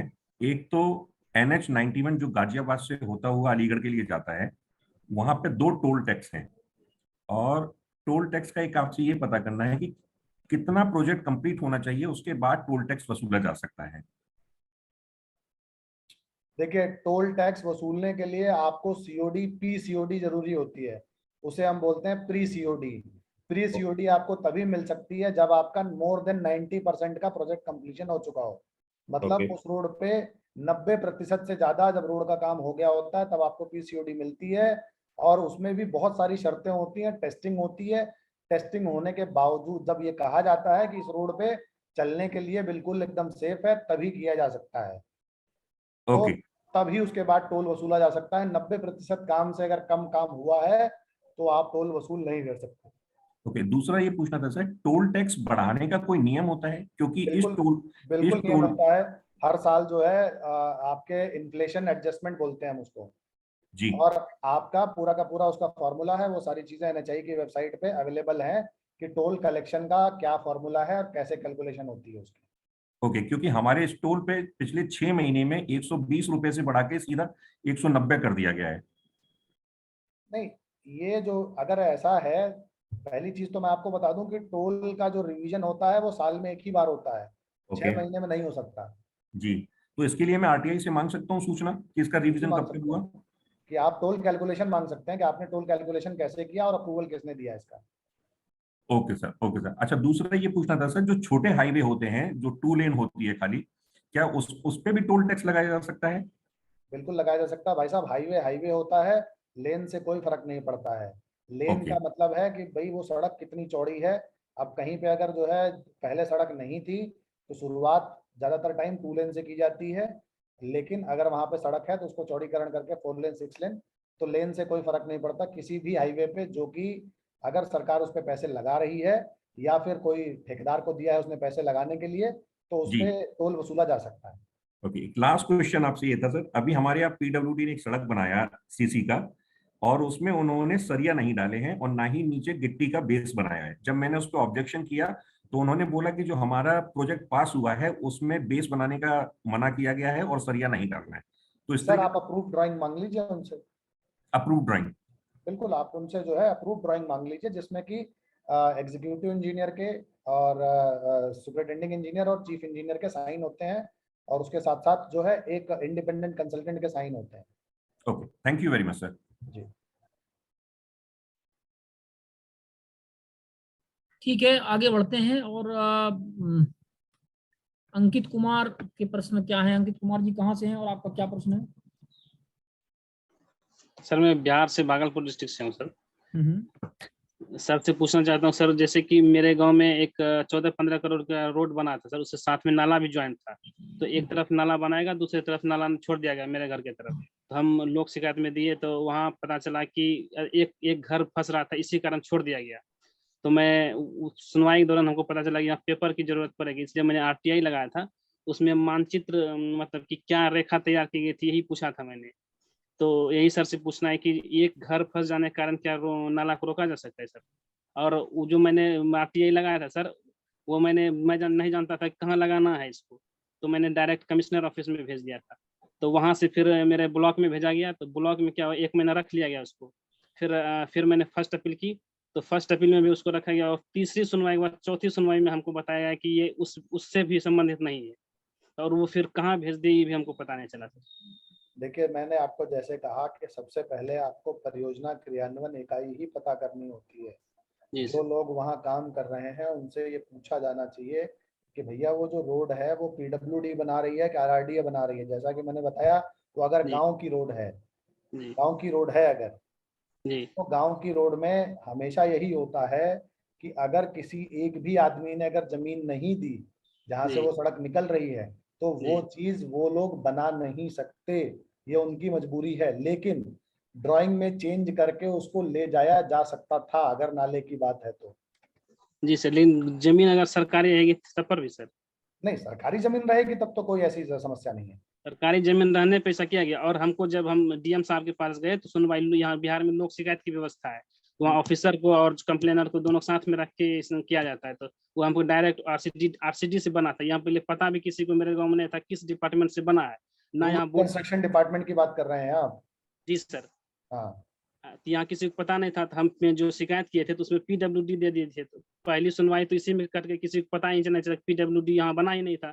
तो फिर दूसरी सुनवाई में बुलाया गया, आरसीडी डिपार्टमेंट में जो अधिकारी गए, जो वरिष्ठ अधिकारी थे, उन्होंने हमको सीधा बोल दिया जहाँ नहीं बनाएंगे मुखिया से बनवा लेना। हम बोले ठीक है, हम लिख के दे दीजिए। तो नहीं फिर नहीं, ऐसा नहीं होता है। आप जो है, अब आपको ये तो पता लग गया ना कि आरसीडी के पास है, तो जी आप सर। आरसीडी पे आरटीआई डालिए। जी आरसीडी लेकिन की वेबसाइट पे ऑनलाइन आरटीआई का भी प्रावधान होता है, आप वहां से भी डाल सकते हैं। जी सर, और वहाँ लोक जो सुनवाई का है ही, लोक सुनवाई में आप आरटीआई की कॉपी लेते जाइए, जो उन्होंने आपको जवाब दिया होगा, अपने हाँ, आप और ही मसला सॉल्व हो जाएगा। जी जी उससे भी नहीं होता है तो आप पीएमओजीपी पे कर दीजिए शिकायत। पीएमओजीपी नहीं पे नहीं, वो सारी ठीक चीजें है। ले जाके अब आप इनका शिकायत कर दीजिए। इलेक्शन जी, इनका प्रश्न ये भी है कि 3 बार इन्होंने फर्स्ट अपीलेट अथॉरिटी ने 3 बार इनकी सुनवाई की और वहां से भी कोई समुचित निराकरण नहीं। तो पहली बात तो ये पता होना चाहिए आपको अंकित जी कि कोर्ट का, इलाहाबाद हाई कोर्ट का ये एक मामला था जिसमें उन्होंने कमेंट किया था कि कोई सूचना, उन्होंने सूचना आयोग को ही कमेंट कर दिया था। हालांकि ये तो इनके पास तो कोई इतनी अथॉरिटी है नहीं प्रथम अपीली अधिकारी या लोक सूचना अधिकारी को बार बार सुनवाई करें। तो उन्होंने ये कहा था कि सूचना आयोग कोई कोर्ट नहीं है जो बार बार पेशी लगाए। तो आपने जो जानकारी मांगी वो एक बार में आपको मिल जानी चाहिए थी। आपने अपना पक्ष रख दिया आरटीआई के दौरान और अपना लिखित जवाब आप प्रस्तुत कर दीजिए, इतना ही पर्याप्त रहता है। अब यदि बिल्कुल। उन्होंने आपको घुमाया फिराया है और इस तरह से परेशान किया है 4-4, 5-5 सुनवाइयों के बाद भी, तो इसकी आप धारा 18 की शिकायत सूचना आयोग में कर दीजिए, सेक्शन 18 की, ठीक है। और वहां से आपका इसका निराकरण एक तरह से हो जाना चाहिए हमारे ख्याल से। जैसे हमको सेकंड अपील करना पड़ेगा तब तो हाँ, सर। सेकंड अपील करना पड़ेगा। सेकंड अपील में भी इस चीज को उल्लेख कर सकते हैं आप, धारा 18 की शिकायत ना भी करें, सेकंड अपील कर दे कि भाई 3 बार। लेकिन सेकंड अपील आपको फर्स्ट अपील दायर करने के 45 डेज के बाद ही कर देनी चाहिए थी और मैक्सिमम 90 डेज के अंदर। तो कितना मैंने समय अभी तो सर 10-15 दिन ही हुआ है सर। हाँ, तो ठीक है, ठीक है, आप कर दीजिए, द्वितीय अपील कर दीजिए सूचना आयोग में। लेकिन जो एसडीएम साहब थे वो बोले कि नहीं, संबंधित कार्यालय में भेज दिए हैं कि हमको उससे कागज नहीं कोई फर्क देने। नहीं पड़ता, उनको कहने दीजिए। आपका टाइम जहाँ एक्सपायर हो गया, 45 डेज के ऊपर हो गया और आप संतुष्ट नहीं है, तो आप सीधे द्वितीय अपील करिए। बार बार आपको प्रथम अपील में अपीयर होने की जरूरत नहीं है। आपको लेकिन पता है सर ना, टाइम का ध्यान रखना पड़ता है इसमें। वो ये अपना मतलब सुनवाई बिहार करते रहे, वैसे भी सुनवाई उनकी चलती रहेगी, तो आप अपीयर होते रहिए, आपकी इच्छा है तो। क्योंकि सूचना आयोग में भी आपका निर्णय जो है वो इतना जल्दी तो होने वाला नहीं है, 1 साल 2 साल लग जाएंगे। तब तक वो सुनवाई करते रहे तो उसमें जाते जाइए यदि आपकी इच्छा है तो, और नहीं जाना है तो मत जाइए कि हमने अपील कर दी है, द्वितीय अपील कर दी है आपके विरुद्ध।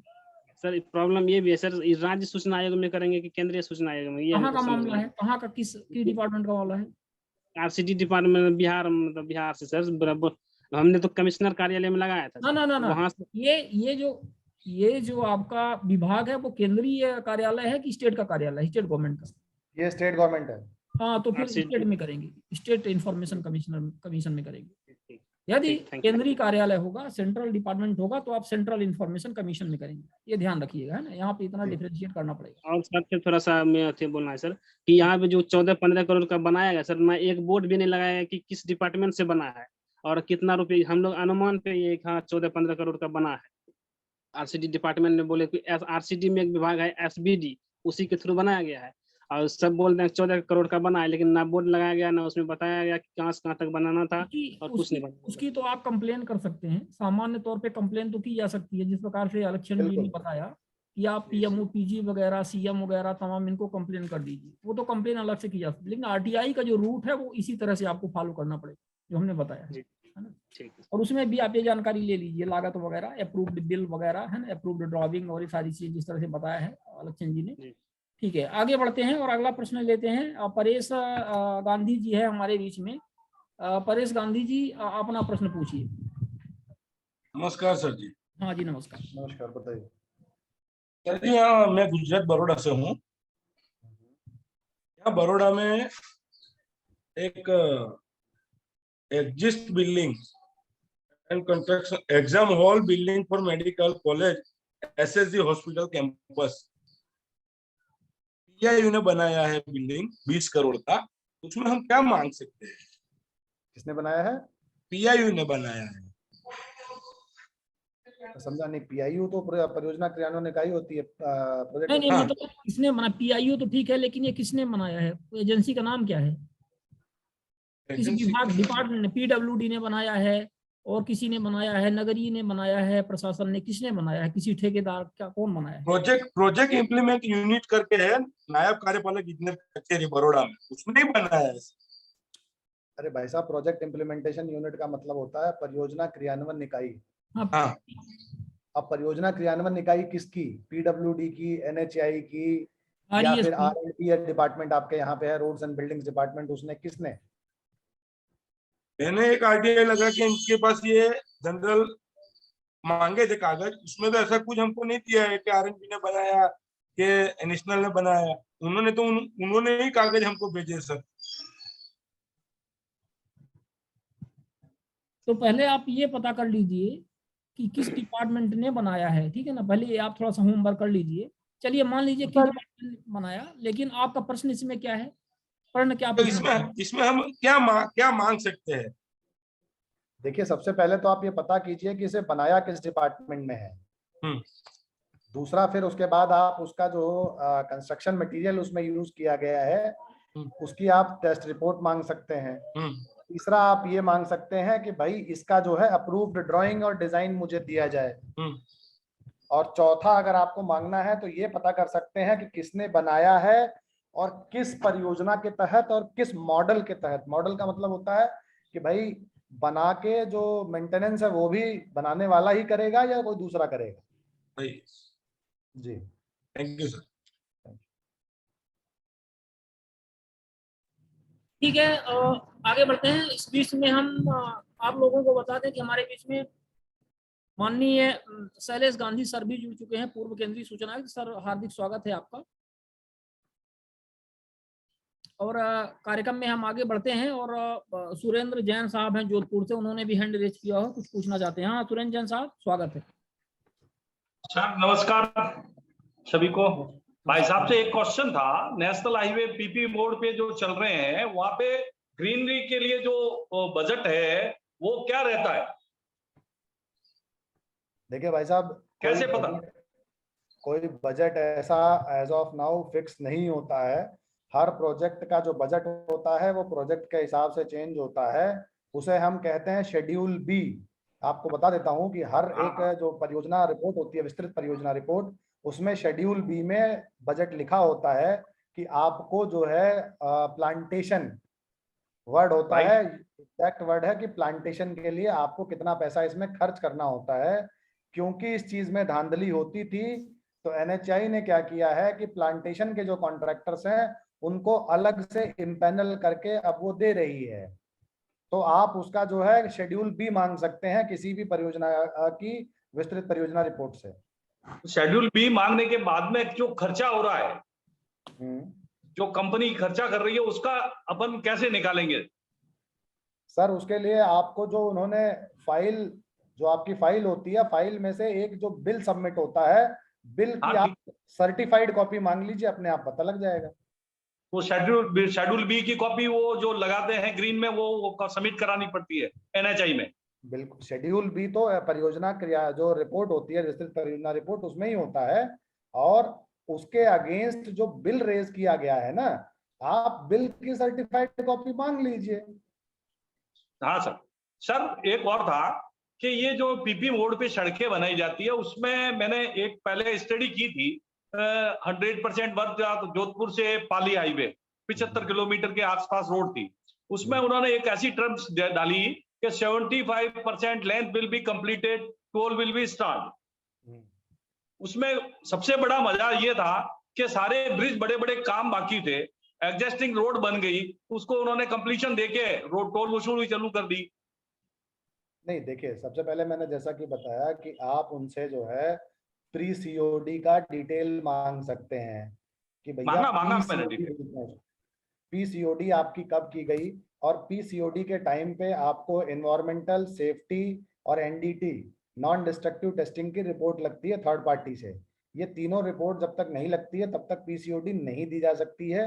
और मैंने जैसे कि बताया कि अगर कॉन्ट्रैक्ट एग्रीमेंट में लिखा है 75% ऑफ द फिजिकल कंप्लीशन, समझ रहे हैं आप उस बात को, तो फिजिकल कंप्लीशन में आप ये भी आता है कि अगर पुल से वो जोड़ नहीं रहा है, अगर कोई भी लिंक ब्रोकन है, अगर लिंक ब्रोकन नहीं है तब हम उस चीज को मना नहीं कर सकते। लेकिन आप जैसा कि कह रहे हैं कि पुल नहीं बना है, तो पुल नहीं बना का मतलब होता है लिंक ब्रोकन। तो आप उसका फोटो खींच के अगले वाले को डाल सकते हैं आरोप को कि भैया आपने पीसीओडी दी कैसे उसकी। सर वो लेट हो गया, मैंने सीडीवीडी बनाई थी, कोर्ट में जाने की तैयारी की थी, सारी डिटेल सारा निकाला था, 245 करोड़ का प्रोजेक्ट था, तो उसमें इन्होंने इस तरह से घपला किया, वो डिले होता रहा सारे कागज इकट्ठे करने में, जब तक उनका वो प्रोजेक्ट पूरा कर लिया। ये होता है, थोड़ा बहुत बड़ी गड़बड़ियां नहीं होती है। देखिए क्या होता है भाई साहब कि आप जो है उस चीज को, मैंने इसीलिए कहा कि जिस दिन प्रोजेक्ट अवार्ड हो जाए, जैसे मैंने ये लिस्ट शेयर की हुई वो है। ठीक है, मैंने आपका सुना पहले।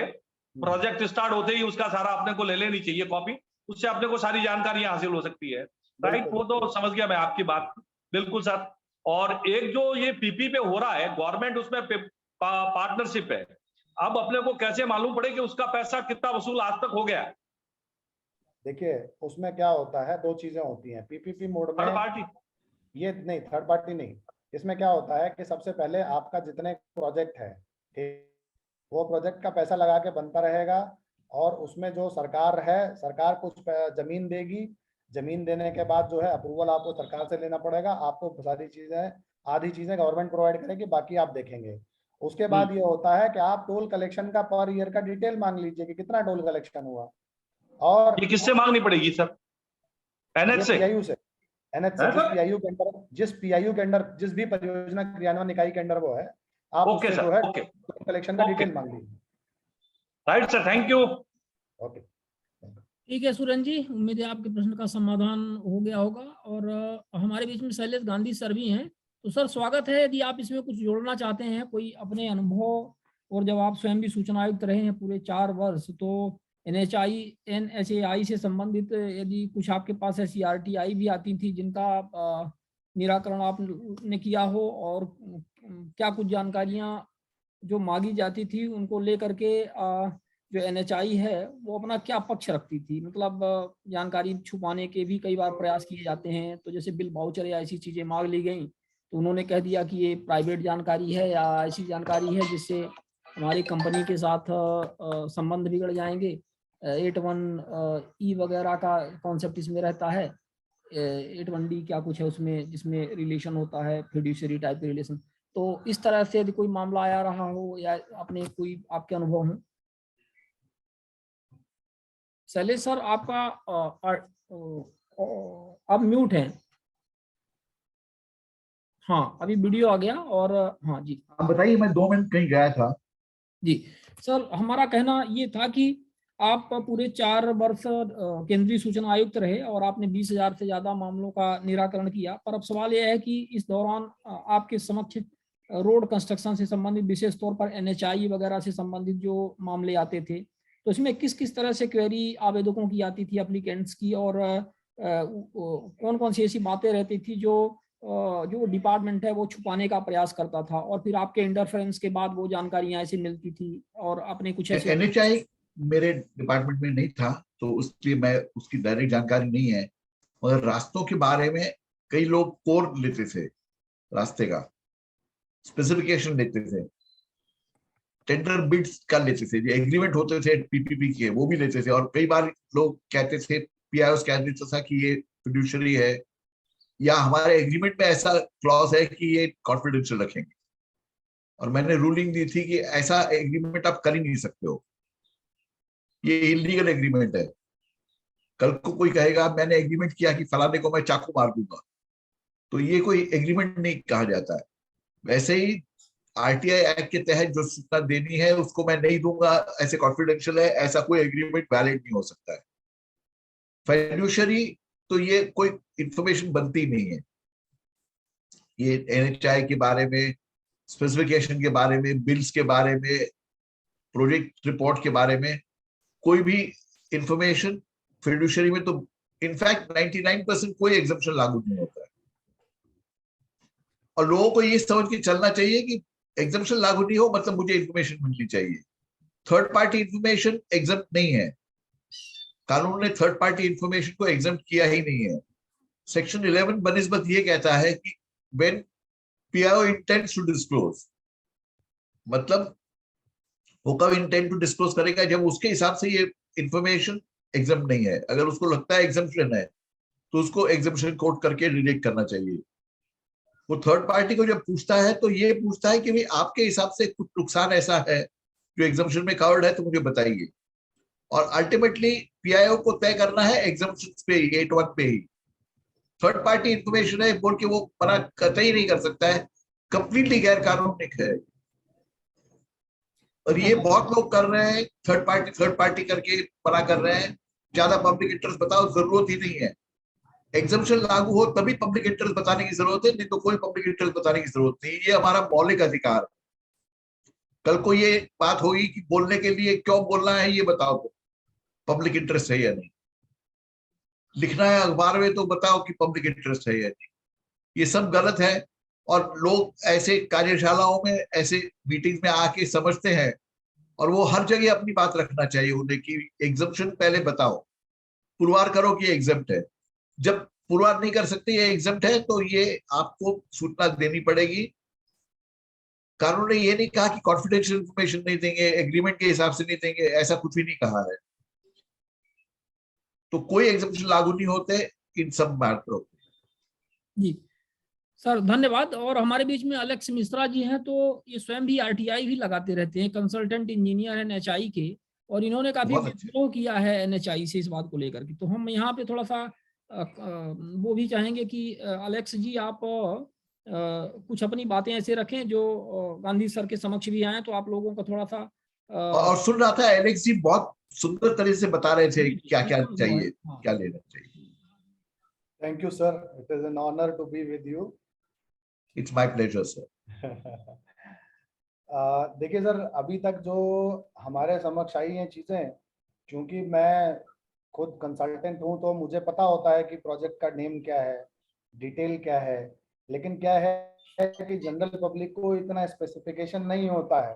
तो वो लोग क्या करते हैं, जैसे मैंने बताया कि मेरे साथ ही किया था कि मैंने सूचना मांगी रीजनल ऑफिस चंडीगढ़ से, जो हरियाणा पंजाब दोनों को कंट्रोल करता है, और उन्होंने परियोजना क्रियान्वयन ऑफिस में भेज दिया चंडीगढ़ में। तो इस तरीके की चीजें होती रहती हैं कि भाई वो डिफ्लेक्ट करने की कोशिश करते हैं, क्योंकि एनएचआई क्या है कि सीधा सीधा मना नहीं कर सकता। मुझे भी उन्होंने पहले मना किया था। मैंने उनसे ये मांगा था कि भाई आपने 2020 और 21 में कितने कंसल्टेंसी के कॉन्ट्रैक्ट किस आदमी को दिए। तो पहले उन्होंने कहा कि भाई ये जो इंक्वायरी, ये जो है क्वेरी, ये डीजीएम आईटी देखेंगे। तो मैंने कहा डीजीएम आईटी क्या कोई मतलब जो है प्रधानमंत्री से ऊपर के हैं कि वो हमारे को जानकारी नहीं दे सकते। तो फर्स्ट अपील में मैंने उनसे पूछा कि भाई who is DGM IT, is DGM IT more powerful than the prime minister of India that he will not provide information. Next day मेरे पास पूरी की पूरी लिस्ट विद द पर्सन की जो चीजें दी जा चुकी हैं, जिनको जिनको दिया गया है, कौन सा काम किनको दिया गया है, वो स्पेसिफाई किया गया। और मैंने उनसे प्लान मांगा था कि भाई आप प्लान बताइए कि आप जो है अगले साल में कौन कौन से प्रोजेक्ट करने वाले हैं। ये जो लिस्ट मैंने अभी शेयर की थी, ये उसी का नतीजा है, क्योंकि ये लोग इतनी जल्दी इस लिस्ट को निकालते नहीं थे। ये लोग उसको खींच के ले जाते थे सितंबर तक, सितंबर में जारी करते थे, अक्टूबर नवंबर में, उसके बाद लोग भूल जाते थे इसको। फिर लेकिन इस बार ये पहली बार हुआ है कि अगस्त के फर्स्ट वीक में ये लिस्ट आ गई है, और ये लिस्ट मैंने शेयर भी कर दी है कि पिछली साल कौन से राज्य में कौन से प्रोजेक्ट किसको किसको दिए गए, ये हर कोई इस लिस्ट को पढ़ के बता सकता है। जी धन्यवाद अलेक्स जी। और सुनील खंडेलवाल जी हमारे बीच में हैं गया से। सुनील खंडेलवाल जी, आपका क्या प्रश्न है? अपने आप को अनम्यूट कर लें सुनील जी। ठीक है सुनील खंडेलवाल जी, जब तक लाइन पे आए, हम सुशील जी हैं शहडोल से, इनसे बात कर लेते हैं। सुशील जी, आपका क्या क्वेरी है? अपने आप को अनम्यूट कर लें। हाँ सर, मेरी क्वेरी ये थी कि जैसे टेस्ट रिपोर्ट है वो फर्जी बनती हैं, तो उसमें जो पॉलिटेक्निक कॉलेज है उससे हमने जानकारी मांगी, तो उन्होंने टेस्ट रिपोर्ट दी है। फिर हमने मांगा उनमें ऑब्जर्वेशन और कैलकुलेशन की आप हमको डिटेल दे दीजिए, तो वहां से कोई जवाब आ नहीं रहा है, उसकी अपील कर दी है मैंने। इस बीच में मैंने टेस्ट रिपोर्ट फर्जी की एक शिकायत कर दी सर, तो उसमें ये आ रहा है कि ये टेस्ट रिपोर्ट का इफेक्ट आर्थिक अपराध में कैसे होगा। तो ईओडब्ल्यू में की है, तो वहां पर क्वेरी ये हो रही है कि साहब इनने टेस्ट रिपोर्ट फर्जी भी बना दी है, तो इसका आर्थिक अपराध से क्या संबंध है। तो मैं ये पूछना चाहता था टेस्ट रिपोर्ट का इफेक्ट कहाँ कहाँ जाता है, और उसका मैंने कहा कि 650 जो टेस्ट रिपोर्ट्स हैं इनकी 5 साल की, वो सारी फर्जी बनी, क्योंकि date of costing and date of testing इसमें नहीं लिखी हुई है, और 3 क्यूब्स का भी डिटेल कैलकुलेशन नहीं दे रहे हैं आप, और ना उसका आप विवरण दे रहे हैं टेस्ट रिपोर्ट में। तो बोले मान भी लेते हैं कि ये टेस्ट रिपोर्ट फर्जी है, पर इसमें आर्थिक अपराध का हुआ। सर मैं समझना ही चाहता था कि आर्थिक अपराध का ये आधार जो बनता है टेस्ट रिपोर्ट, तो वो कैसे प्रूव हो सकता है? देखिए, आर्थिक अपराध का आधार अगर आपको टेस्ट रिपोर्ट को अगर बनाना है तो सबसे पहले कोई भी टेस्ट रिपोर्ट जो कि अभी आपकी रिसेंट की हो। जी सर। ठीक है, आप उस टेस्ट को जो है, मैंने जैसे कहा कि आरटीआई आपको अलाउ करता है कि आप वहां से जाके उस प्रोजेक्ट से, जिस प्रोजेक्ट की टेस्ट रिपोर्ट ली गई है, वहां से जाके आप सैंपल लेके किसी भी थर्ड पार्टी लैब से आप करवा सकते हैं। सर मेरा प्रॉब्लम ये नहीं है कि टेस्ट रिपोर्ट से मेरा मटेरियल खराब है या क्या है, मेरा कहना ये है सर, मैं उसी पे आ रहा हूँ सर। इकोनॉमिक जो ऑफेंस होता है वो तभी प्रूफ किया जा सकता है जब आप उसको कंपेयर करके दिखाएं कि भाई यहाँ पे M35 मान लीजिए कि M20 ग्रेड का कंक्रीट लगना था। ठीक है, रिपोर्ट ये कह रही है कि भैया M20 कंक्रीट का ग्रेड का कंक्रीट लगा, लेकिन जब आपने उसका सैंपल लिया और टेस्ट करवाया तो पता चला कि इसमें M20 का नहीं M15 ग्रेड का कंक्रीट लगा हुआ है। तो ये प्रूफ हुआ लगना M20 का था, लगा M15 का, तो उन दोनों के बीच में जो प्राइसिंग का गैप होता है वो गैप सामने आ जाएगा। अब मान लीजिए कि M20 का जो है कॉस्टिंग है पर मीटर लेइंग का 20,000 रुपए और M15 का जो कॉस्टिंग है वो आपने देखा कि वो है 15,000 रुपए। ये होता है धोखाधड़ी कि आपने M20 बता के M15 डाल दिया, जो कि रोड में होता है कि मेरे को जो है अगर 32 mm का सरिया डालना था तो मैंने 32 mm का सरिया ना डाल के 28 mm के सरिये से काम चला लिया और टेस्ट रिपोर्ट जो है 32 mm की बनवा ली।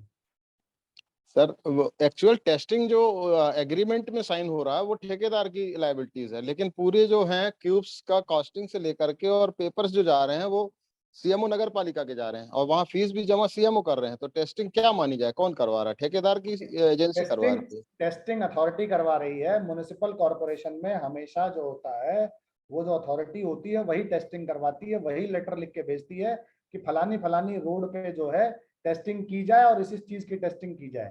तो फिर जो टेस्ट लैब, इसमें आप समझिए, इसका पूरा पहले आपको विवरण समझना पड़ेगा।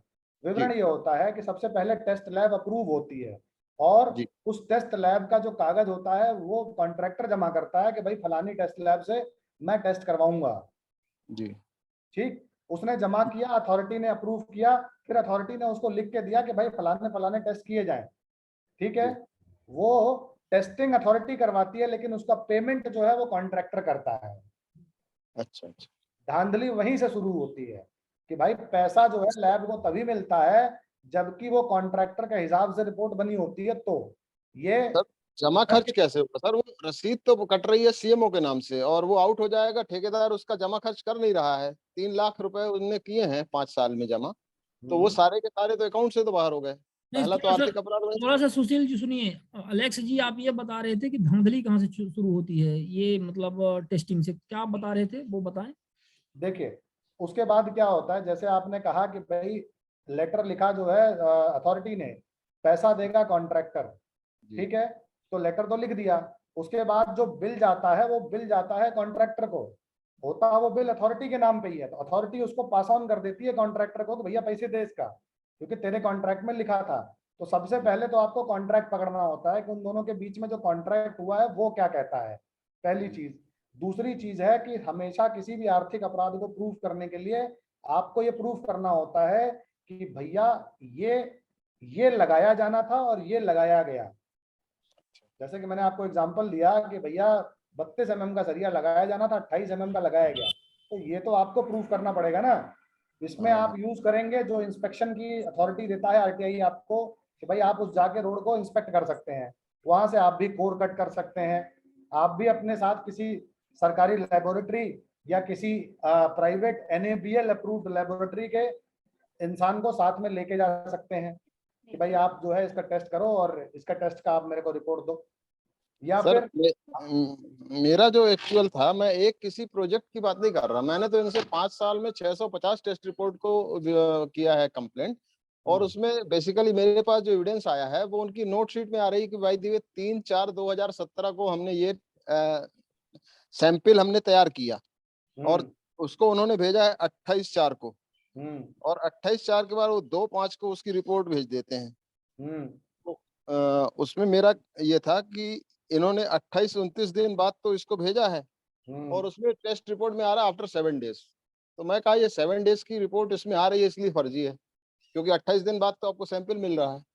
तो मेरा ये नहीं है कि आपका वो, मेरा सिर्फ सवाल ये था सर कि ये टेस्ट रिपोर्ट यदि फर्जी है, यदि प्रूव हो जाता है मेरे आधार पे, तो आर्थिक अपराध को उससे कोरिलेट करके मैंने कहा 5% इनकी नहीं रोकी गई है, जो इनका एग्रीमेंट है कि ये 5% इनका तब रिलीज होगा जब ये टेस्ट रिपोर्ट लाएंगे, और दूसरा पेमेंट ही तभी होगा जब टेस्ट रिपोर्ट लाएंगे। तो टेस्ट रिपोर्ट का एक्चुअल महत्व कितना है सर?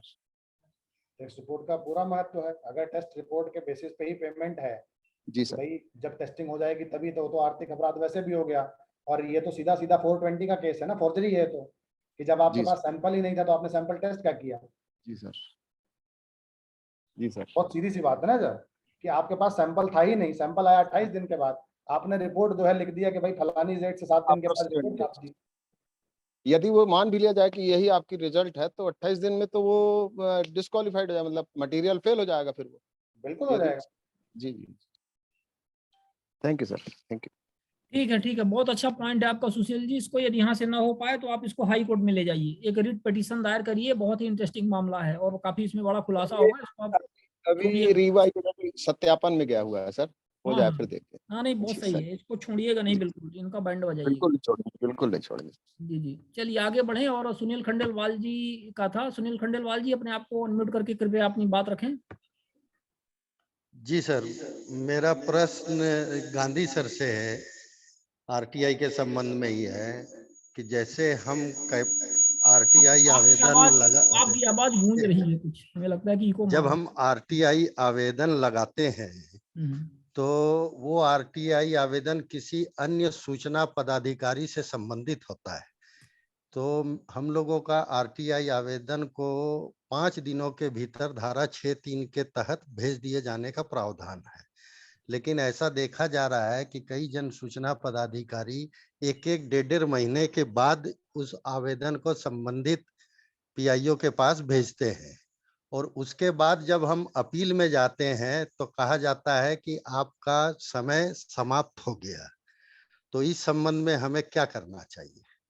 आपको पता चिट्ठी भेजता है पीआईओ की ये मैं दूसरे पीआईओ को ट्रांसफर कर रहा हूँ?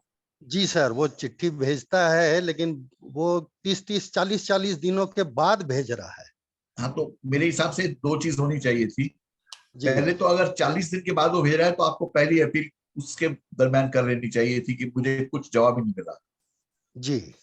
दूसरा, आपके पास हाथ में ये रहता है जो पहला पीआईओ जिसने 40 दिन के बाद ट्रांसफर किया, उसके खिलाफ कंप्लेंट डालें कमीशन में और ये कहें कि इस पे पेनल्टी लगनी चाहिए और मुझे मुआवजा देना चाहिए। जी sir, okay, thank you sir. ठीक है सुनील जी, धन्यवाद। हमारे बीच में देवेंद्र जी हैं, उन्होंने भी हैंड रेज किया हुआ। देवेंद्र जी अपनी बात रखें। बहुत धन्यवाद दिया। एजाज जी बहुत अच्छा जानकारी दे रहे थे। एजाज जी, मैं बस ये जानना चाहता हूँ कि जैसे हमारे साथी कोर कटिंग पर ज्यादा महत्व देते हैं और कोई कार्य जो है 2 महीना, 3 महीना, 6 महीना, साल भर बीत जाते हैं, ऐसे कार्यों की कोर कट करवा के उसका कंप्रेशन टेस्ट का क्या वैल्यू है, या उन्हें 2 महीने 3 महीने के बाद किसी हुए कार्यों की किस तरीके से वो जांच करवा सकते हैं और क्या जांच करवाएंगे? आप सबसे पहला तो ये होता है कि मैंने इसीलिए लोगों को ये बोला कि सबसे पहले तो आप प्रोजेक्ट की शुरुआत में ही उसके कागजात ले लीजिए। कागजात क्या होता है कि भाई अगर आपने कोई भी काम पूरा जब होने वाला है, एक्सपेक्टेड कंप्लीशन डेट आपको पता होती है, तो आप उसे अच्छे से कर सकते हैं। अब मान लीजिए कि आपने जो है 3 महीने के बाद आपको पता चला कि भाई ये रोड मेरी जो है खराब हो गई है, ठीक है, तो आपने एक होता है विजुअल इंस्पेक्शन। विजुअल इंस्पेक्शन में आप क्या कर सकते हैं कि जहां जहां जो जो खराबी आई है वो खराबी का आप फोटो खींचें। दूसरा है कि आप उसका लोकेशन जरूर लें, जीपीएस की लोकेशन उसकी आप जरूर लें, जिससे ये प्रमाणित किया जा सके कि भाई ये जो गड्ढा है या ये जो चीजें खराबी आई है ये इसी रोड पे आई है। तो उसके उसमें उस केस में क्या होता है कि जो कोई भी काम जो किया जाता है उसकी एक वैलिडिटी होती है, वारंटी, कि इस समय तक ये चीज खराब नहीं होगी।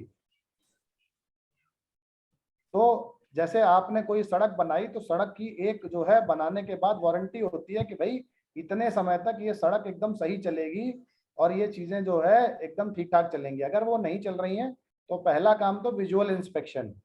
कोर कटिंग तो वहां होता है कि जहां आपको लगता है कि भाई इसमें जो माल लगाया गया था वो बिल्कुल फर्जी है, और कोर आप वहां से निकालें जहां की रोड खराब नहीं है, लेकिन उसके बगल जैसे जहां खराब है उसी के जस्ट बगल का आप कोर निकालें। तो उससे ये प्रूफ करना आसान हो जाता है कि भैया ये जो मटेरियल लगाया गया था ये खराब है। नहीं तो जहां अगर वहां वो खराब हो चुकी है वहां से निकालेंगे तो कॉन्ट्रैक्टर ये कह के बच जाता है कि भाई साहब लोड आपका जो है ट्रक ज्यादा चला गया, ये चला गया, वो चला गया।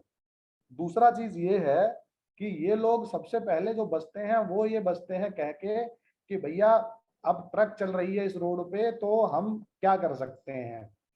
तो उसमें सबसे पहले तो जो ट्रक चल रही होती है तो ये पूछना चाहिए कि वो जो पुलिस वाले हैं वहां पे वो क्या कर रहे हैं। दूसरा होता है कि डिजाइन जिसने पास किया होता है कि भाई फलाने डिजाइन पे बनेगा, किस बेसिस पे पास किया उसको ये बताना होता है। कॉन्ट्रैक्टर के पास बचने के 50 तरीके होते हैं, लेकिन अगर आप विजुअल इंस्पेक्शन में इस चीज को ले आते हैं तो उसको ये बताना पड़ेगा कि ये खराब क्यों हुआ। और कोर कट जो आप करते हैं, आप ये ध्यान रखिए कि कोर कट करके आप जो टेस्ट करवाते हैं कभी भी अपने स्टेट में मत करवाइए, आपके अगल बगल के भी स्टेट में मत करवाइए, ऐसी जगह पे करवाइए जहां की मतलब इन्फ्लुएंस करना उतना पॉसिबल ना हो। नहीं तो क्या होता है कि वो आप जो जिसके पास भी भेजेंगे वो भी वही रिपोर्ट दे देगा जो कॉन्ट्रैक्टर चाहता होगा। एलेक्स जी, आप भी सब जानते हैं, आप भी सब जानते हैं, मैं भी इन चीजों को अच्छे से देख रहा हूँ। मैं सिर्फ आपके माध्यम से अपने साथियों के बीच यही लाना चाहता हूँ कि जब काम हो जाते हैं कंप्लीट समय पे, हम शुरुआत से ही इन चीजों पर मॉनिटरिंग नहीं करते हैं तो किसी भी तरीके के जो कोर टेस्ट है या क्यूब टेस्ट है, किसी भी तरीके की हम टेस्टिंग्स पर बातें करते हैं उसका बहुत ज्यादा औचित्य नहीं रह जाता है।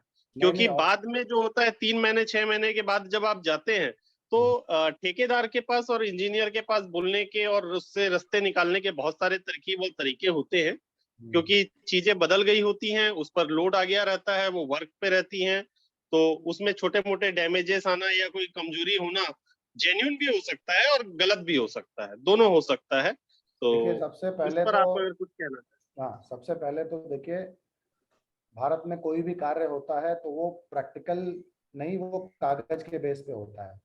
अगर कॉन्ट्रैक्ट एग्रीमेंट में लिखा है कि ये रोड 5 साल तक सही चलनी चाहिए, तो अगर वो खराब हुई है तो कॉन्ट्रैक्टर के ऊपर वो बाध्य करेगी अथॉरिटी उसके बाद कि कॉन्ट्रैक्टर उसको दोबारा ठीक करेगा। तो इसीलिए मैं कहता हूं कि आप सबसे पहले कागज को इकट्ठा करना शुरुआत से जब शुरू करेंगे तो आपके पास इतना कागज रहेगा कि आप खुद एक मॉनिटरिंग अथॉरिटी बने रहेंगे। जी धन्यवाद। बहुत अच्छा प्रश्न था देवेंद्र जी, और इसके माध्यम से अन्य लोगों का भी काफी ज्ञानवर्धन हुआ। हंसराम यादव जी, अपने आप को अनम्यूट कर लीजिए। हाँ जी, नमस्ते साहब। नमस्ते नमस्ते, बताइए। हाँ सर, मेरी आवाज आ रही है? हाँ बिल्कुल आ रही है, बताइए। सर नमस्ते, मेरा प्रश्न ये है कि हमारे यहाँ कोई लोकल जो रोड है वो पीडब्ल्यूडी ने बनाए। मैं कोटपुतली जयपुर से बोल रहा हूँ। हाँ जी बताइए। सर वो रोड बनवाए जो काश्तकार तो उसको तोड़ देता है, उसकी रिपेयर नहीं करते, पीडब्ल्यूडी वाले कुछ कार्रवाई नहीं करते, तो इसलिए क्या किया जाए?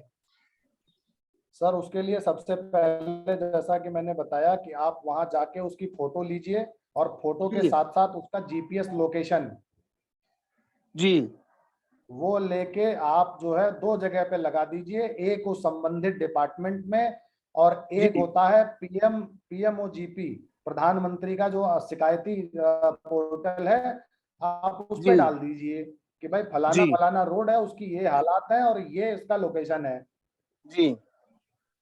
आपको अपने आप जवाब उसका मिल जाएगा कि भाई उसमें क्या कार्रवाई की गई या कोई कार्रवाई अगर नहीं की गई तो क्यों नहीं की गई। तो उसका ये वीडियोग्राफी से मोबाइल से हो जाएगी? बिल्कुल, आप फोटो खींच लीजिए और आप उसका जीपीएस लोकेशन ले लीजिए बस। ठीक है, फिर इसको मोबाइल को व्हाट्सएप पर भेजें या फिर पेन ड्राइव भेजना पड़ेगा? सर पेन ड्राइव नहीं भेजना होता है, जो फोटो है फोटो के साथ आप उसका जीपीएस लोकेशन ले लीजिए। कोई भी जो इंजीनियर या डिप्लोमा वाला हो तो उसको पता होता है कि जीपीएस लोकेशन के साथ फोटो आती है। आजकल बहुत सारे एप्लीकेशन भी आते हैं जो कि वहां का फोटो के साथ साथ जीपीएस लोकेशन भी दिखा देते हैं। बस वो फोटो आप चस्पा करके कागज में भेज दीजिए, पत्र लिखना चाहे पत्र लिख दीजिए, मेल कर दीजिए, या जैसा कि मैंने बताया पीएमओ जीपी पोर्टल पे आप नॉर्मली एक शिकायत लिख के उसके साथ उसको अटैच कर दीजिए और डिपार्टमेंट में एक जानकारी के लिए भेज दीजिए। जी जी जी, बहुत बहुत धन्यवाद साहब। ठीक है, एक और है 3A36CB65। क्या है आपका नाम, थोड़ा सा बताइएगा। आप गुलाबी शर्ट में हैं, सर पे बहुत कम आपके बाल हैं। आपको मैं अनम्यूट कर रहा हूं, आप अपना नाम बताइए। हेलो, हाँ जी, आप ही का है, आपने अनम्यूट कर दिया। हाँ हाँ, आप ही हैं। आपका शुभ नाम क्या है? बालेंद्र मिश्रा। बालेंद्र मिश्रा जी कहाँ से हैं? मैं शहडोल जिला एमपी से हूँ। जी जी, आप अपना प्रश्न पूछिए, मैं आपका नाम तब तक चेंज कर देता हूँ। जी सर, मेरा प्रश्न एक ये है कि मैं 2021 में एक आरटीआई दायर किया था, तो मैंने 3 बिंदुओं में जानकारी, और उसमें मैंने बिंदु लिखा था सीधे सीधे कि 3 बिंदु में मैंने जानकारी चाहिए गई थी मेरे द्वारा, और जो पंचायत के पीआईओ हैं उनके द्वारा मेरे को एक पत्र दिया गया, ये पत्र में, और ये पत्र में लिख दिया गया है कि 3 बिंदु की जानकारी आप मांगे हैं इसलिए आपको नहीं दिया जा सकता है। इन्होंने एक राज्य सूचना आयुक्त का एक हवाला देते हुए वो कागज ये लगाए हैं कि इन्होंने दूसरा अपील जो दायर किया था, तो इन्होंने ज्यादा बिंदुओं पर जानकारी चाहिए गई थी इसलिए नहीं दिया गया है। इसको लगा करके मेरे को ये दिए हैं, और इसमें इन्होंने कह दिया कि आपका विधि संगत नहीं है और आपका निरस्त किया जाता है। 3 बिंदुओं पर, हाँ 3 बिंदुओं पर आपने क्या क्या जानकारी मांगी थी? 3 बिंदुओं पे मैंने जानकारी मांगी थी सर। मैं मांगा था कि बिंदु क्रमांक 1 में बस 2000 से 2004 तक के समस्त ग्राम सभा बैठक की प्रस्तावित कार्यों की एवं बैठक की रिकॉर्ड की प्रमाणित प्रति मांगी थी। और 2004 से 2009 तक की ग्राम सभा की बैठक की वही चीज प्रस्तावित कामों की। कब से 2004 से 2009 तक। हाँ ठीक है, ग्राम सभा की बैठक की जानकारी मांगी थी आपने। हाँ, फिर तीसरा बिंदु था मेरा, एक हमारे यहाँ तालाब है, रफ्तान तालाब के नाम से है, और सर उसमें तालाब में ये समस्या थी सर कि जैसे तालाब बना है सर, अब तालाब बना है और तालाब के मेड़ होता है सर, तो उसमें मेड़ में इन्होंने मेड़ बधान दे दिया है किसी हितग्राही को। अब मैंने इसका तहसीलदार महोदय को भी शिकायत किया तो उनका भी कोई जवाब नहीं सर। जैसे अब तालाब बना है सर, तो तालाब है तो ऑलरेडी उसमें तो मेड़ होगा सर। ये समस्या है सर हमारे यहाँ। सिंपल सी जानकारी है, देने योग्य है। ग्राम सभा का प्रस्ताव, ग्राम सभा की जानकारी, एक तालाब विशेष की जानकारी बिल्कुल बृहद किस्म की नहीं है। चलिए सर, इसको आप अपनी तरफ से कुछ सुझाव दे दीजिए।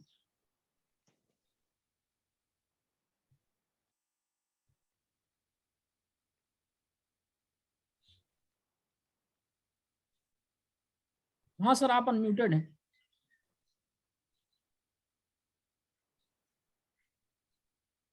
इसको कह रहे, मेरे हिसाब से देखिए, अनफॉर्चुनेटली कुछ कमीशन ने ऐसे निर्णय दिए हैं कि एक एप्लीकेशन में एक ही सब्जेक्ट होना चाहिए। अब सब्जेक्ट क्या ये डिफाइन नहीं किया गया है। इनफैक्ट मेरे सामने ऐसे डिसीजन आए थे जब लोगों ने रिएक्ट किया था। मैंने कहा था कि सब्जेक्ट कोई डेफिनेशन नहीं है, ना ऐसा कानून लिखा है, इसके लिए ये गैर कानूनी है और सूचना देनी पड़ेगी। ये जो बिंदु की बात कर रहे हैं, मेरे ख्याल से अंग्रेजी में जिसको सब्जेक्ट कहते हैं उसी को वो बिंदु कह रहे हैं शायद। जी जी। हालांकि इनके तीनों चीज इंटरलिंक भी दिखाई दे, एक नंबर 1 और नंबर 2 तो इंटरलिंक दिखाई दे रहा है। तो अगर हम बहुत एक्सट्रीम पोजीशन ले लें तो भी 3 नंबर की सूचना न दे के 1 और 2 नंबर की सूचना देनी चाहिए थी।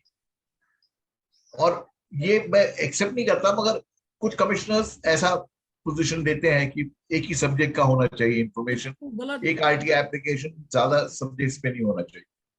ये बिल्कुल गलत है, ये बिल्कुल गलत है। क्योंकि सर अब क्योंकि सर मैंने अपने पत्र में सीधे सीधे ये भी लिखा था कि मतलब अगर आपके अपीली अधिकारी का नाम बताया जाए ना, तो उन्होंने अब मेरा अपील का समय, प्रथम अपील का भी समय चला गया, द्वितीय अपील का भी समय चला गया, और मैंने अभी करीब एक हफ्ते पहले राज्य सूचना आयुक्त को धारा 18 के तहत शिकायत भेजा है। मैंने माननीय शिवानंद द्विवेदी जी से भी इस संपर्क में पहले उनके फोन पे संपर्क किया था, तो उन्होंने ही बताया था। तो मैंने धारा 18 के तहत सर अब इसको भेजा हूँ, क्योंकि ये जानकारी बहुत इम्पोर्टेंट जानकारी है सर। और उस तो एक आपको सुझाव देता हूँ जी सर, ये जानकारी दूसरी एक आरटीआई से मांग तो लीजिए आप, मतलब क्योंकि दूसरा आरटीआई कारण बता रहा हूँ आपको दोस्त।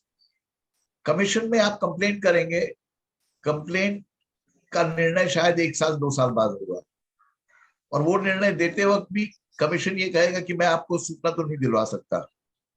जी सर, क्योंकि सुप्रीम कोर्ट का ऐसा एक निर्णय है जो मेरे हिसाब से बहुत गलत निर्णय है, बट आज तो वो निर्णय है और वो निर्णय लेके सब कमिश्नर्स चलते हैं। जी। तो अगर आप सूचना चाहते हैं तो सूचना की आरटीआई दूसरी एक लगा दीजिए जी, और ये लड़ाई जारी रखिए।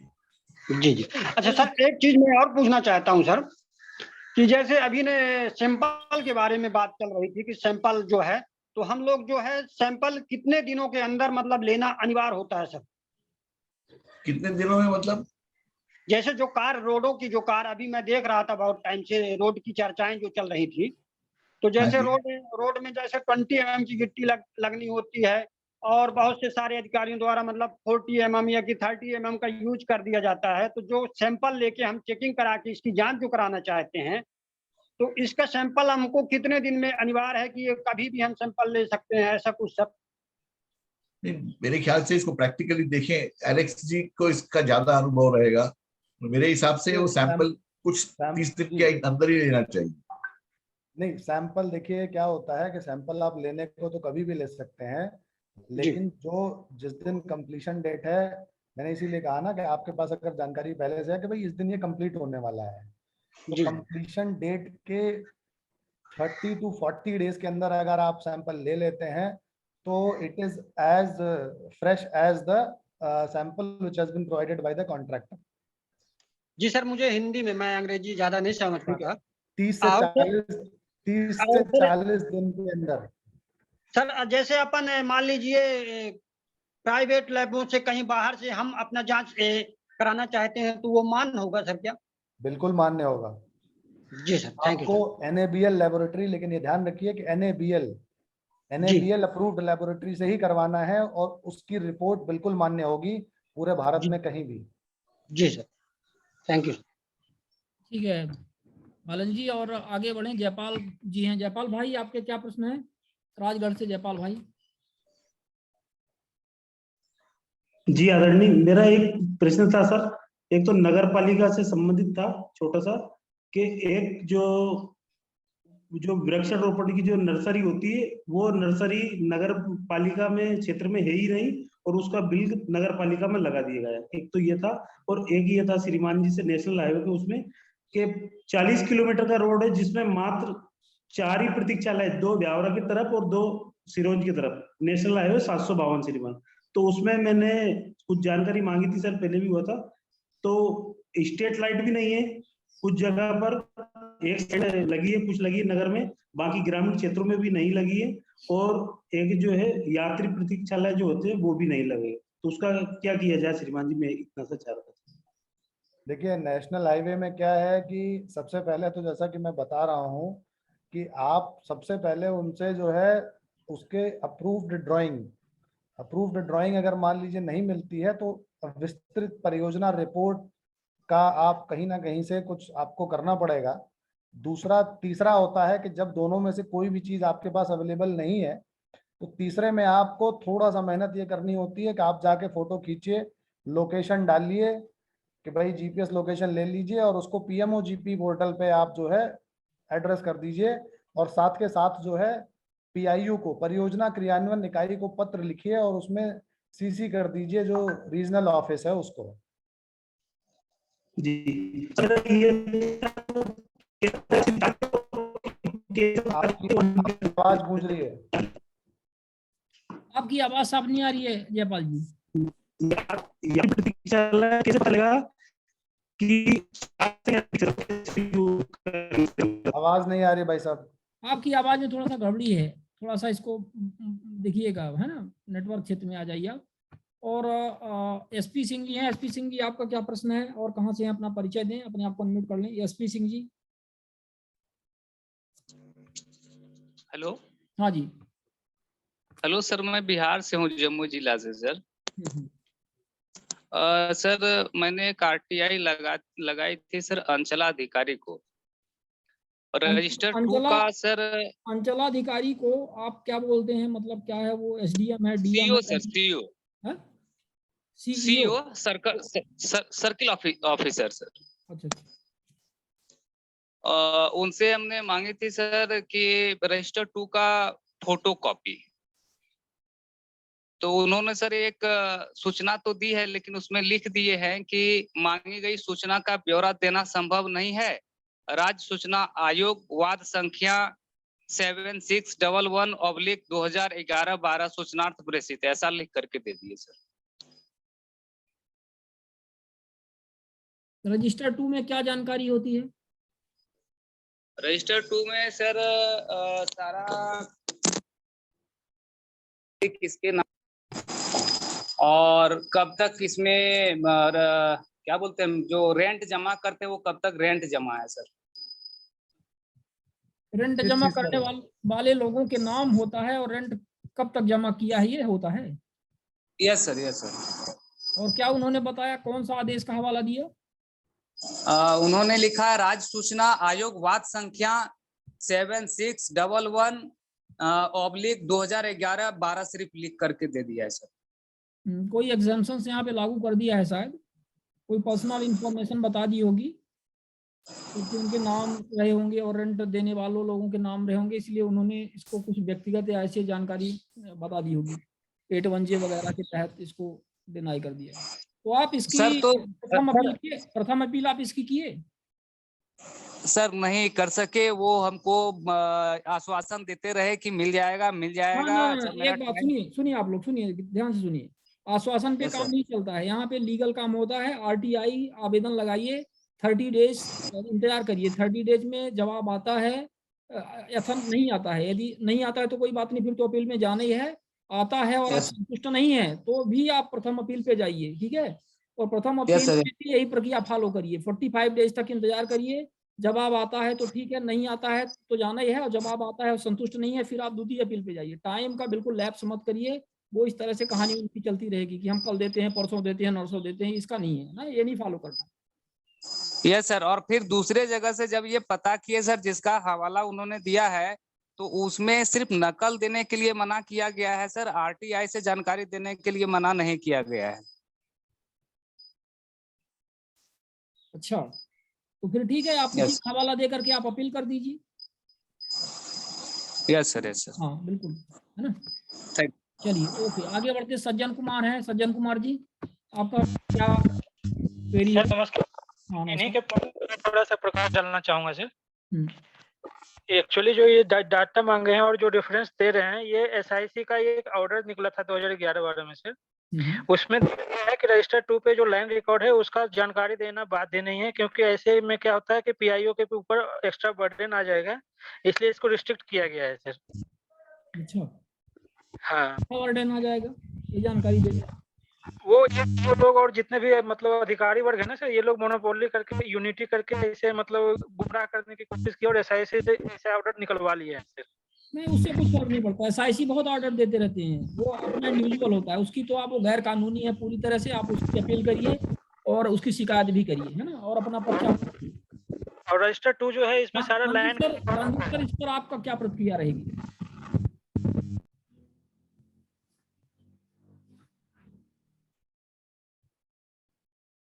हालांकि बिहार झारखंड की स्थिति काफी दयनीय है।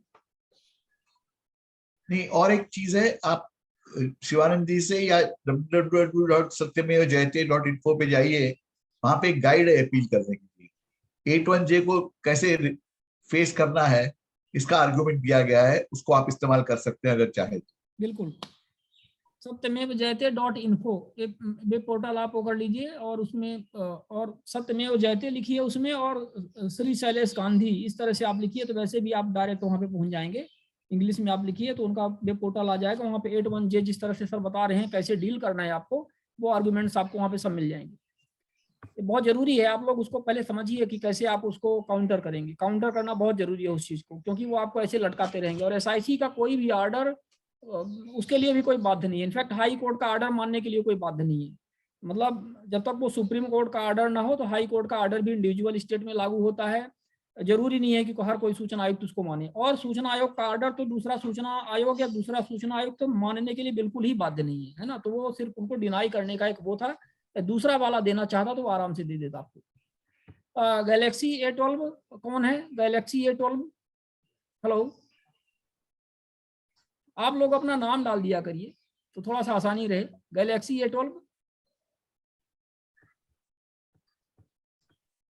चलिए हमें लगता है कि अब सर पूरा हो गया लगभग। और कुछ इसमें रखना है कुछ अपनी बात ऐड कर देते हैं, कुछ ऐड कर दूं इसमें अगर अनुमति हो तो। हाँ देवेंद्र जी ऐड कर दीजिए बिल्कुल। सभी साथियों को एक जो चीज है जो इसमें मोस्टली जो सर ने बताया आज एलेक्स जी ने कि इसमें, हाँ, तो मैं सभी साथियों को ये बताना चाहूंगा कि जब भी वो किसी भी तरीके के रोड के काम पे या सिविल वर्क पर किसी भी तरीके की जानकारी चाहते हैं तो 2-3 चीजों का विशेष ध्यान रखें। एक तो सबसे पहले ये ध्यान रखें कि किसी भी प्रोजेक्ट के चालू होते से ही आप उस प्रोजेक्ट पर संज्ञान लें। बहुत समय के बाद उस प्रोजेक्ट पर आप अगर कार्य के विषय पर कोई इश्यूज हो तो उस पर इश्यूज बनाना बहुत आसान नहीं होता है टेक्निकल ग्राउंड्स पर।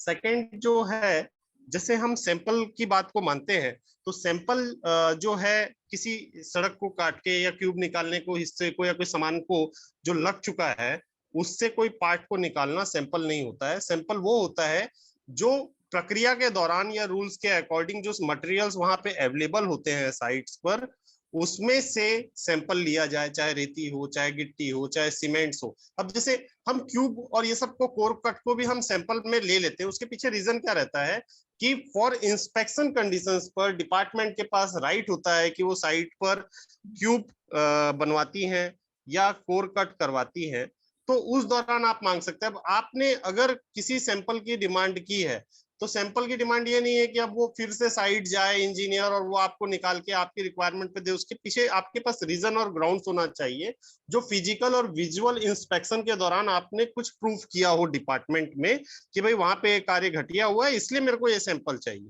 उसके लिए आपको RTI लगाने की भी नीड नहीं है, लेकिन मजबूरी में अगर ऐसा करना पड़े तो उसका रेफरेंस देते हुए आप मांगिए तो आपको सूचना मिलेगी।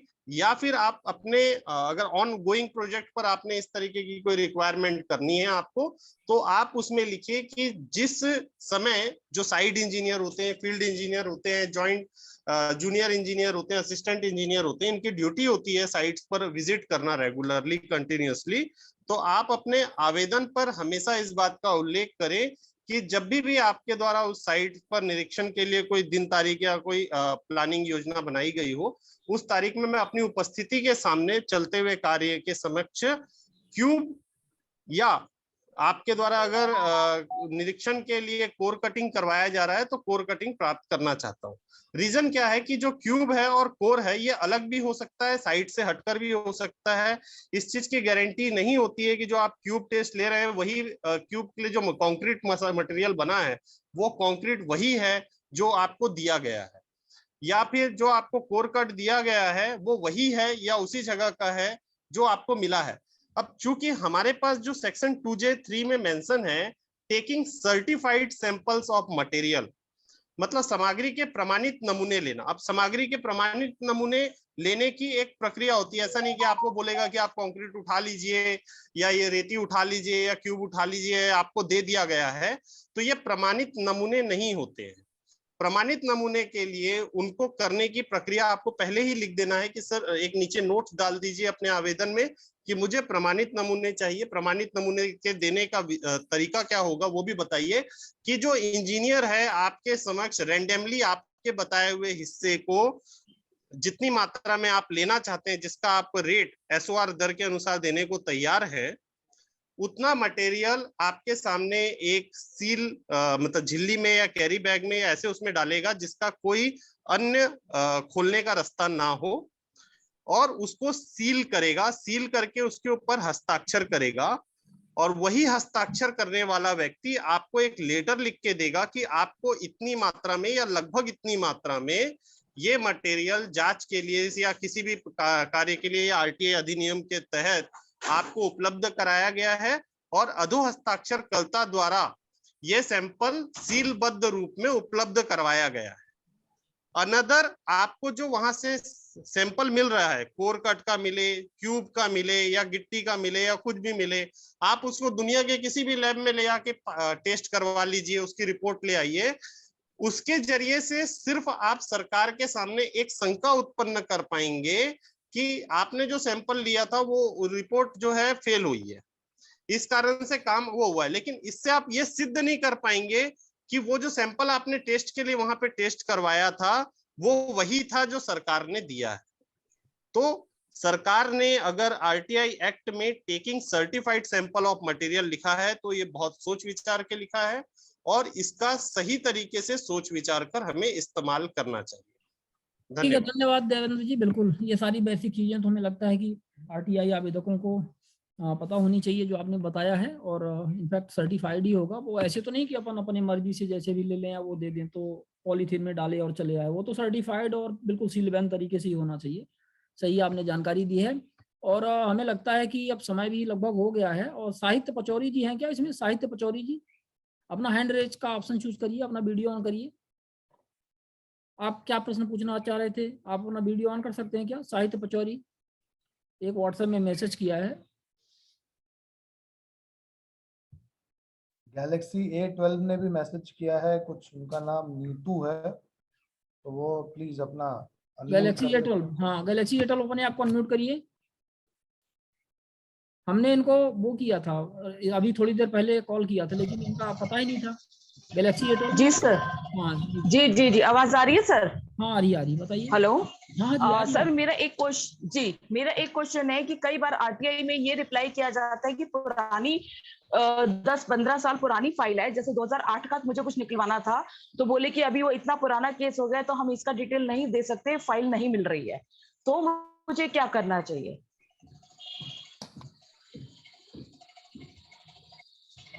शैलेश सर, ऐसा कोई टर्म नहीं है कानून में, बल्कि ये लिखा है कानून में कि 20 साल बाद की जो सूचना है उसको 10 में से 3 ही एग्जम्पशंस लागू होंगे। तो 15 साल पहले की सूचना नहीं दी जा सकती है, ऐसा बिल्कुल गलत है। वो ढूंढ को देना है, वो रिकॉर्ड क्यों रखते हैं, नहीं तो फिर फेंक दे सब रिकॉर्ड। तो सर मुझे क्या करना चाहिए? उन्होंने मुझे ऑफिस से भगा दिया, बोले कि जाइए यहाँ से। अपील कीजिए, पहली अपील लगाइए, और अगर वहां पे नहीं सक्सेस हुए तो सेकंड अपील लगाइए। ऐसा कोई हो ही नहीं सकता, ये गैर कानूनी। ठीक है सर, ठीक है।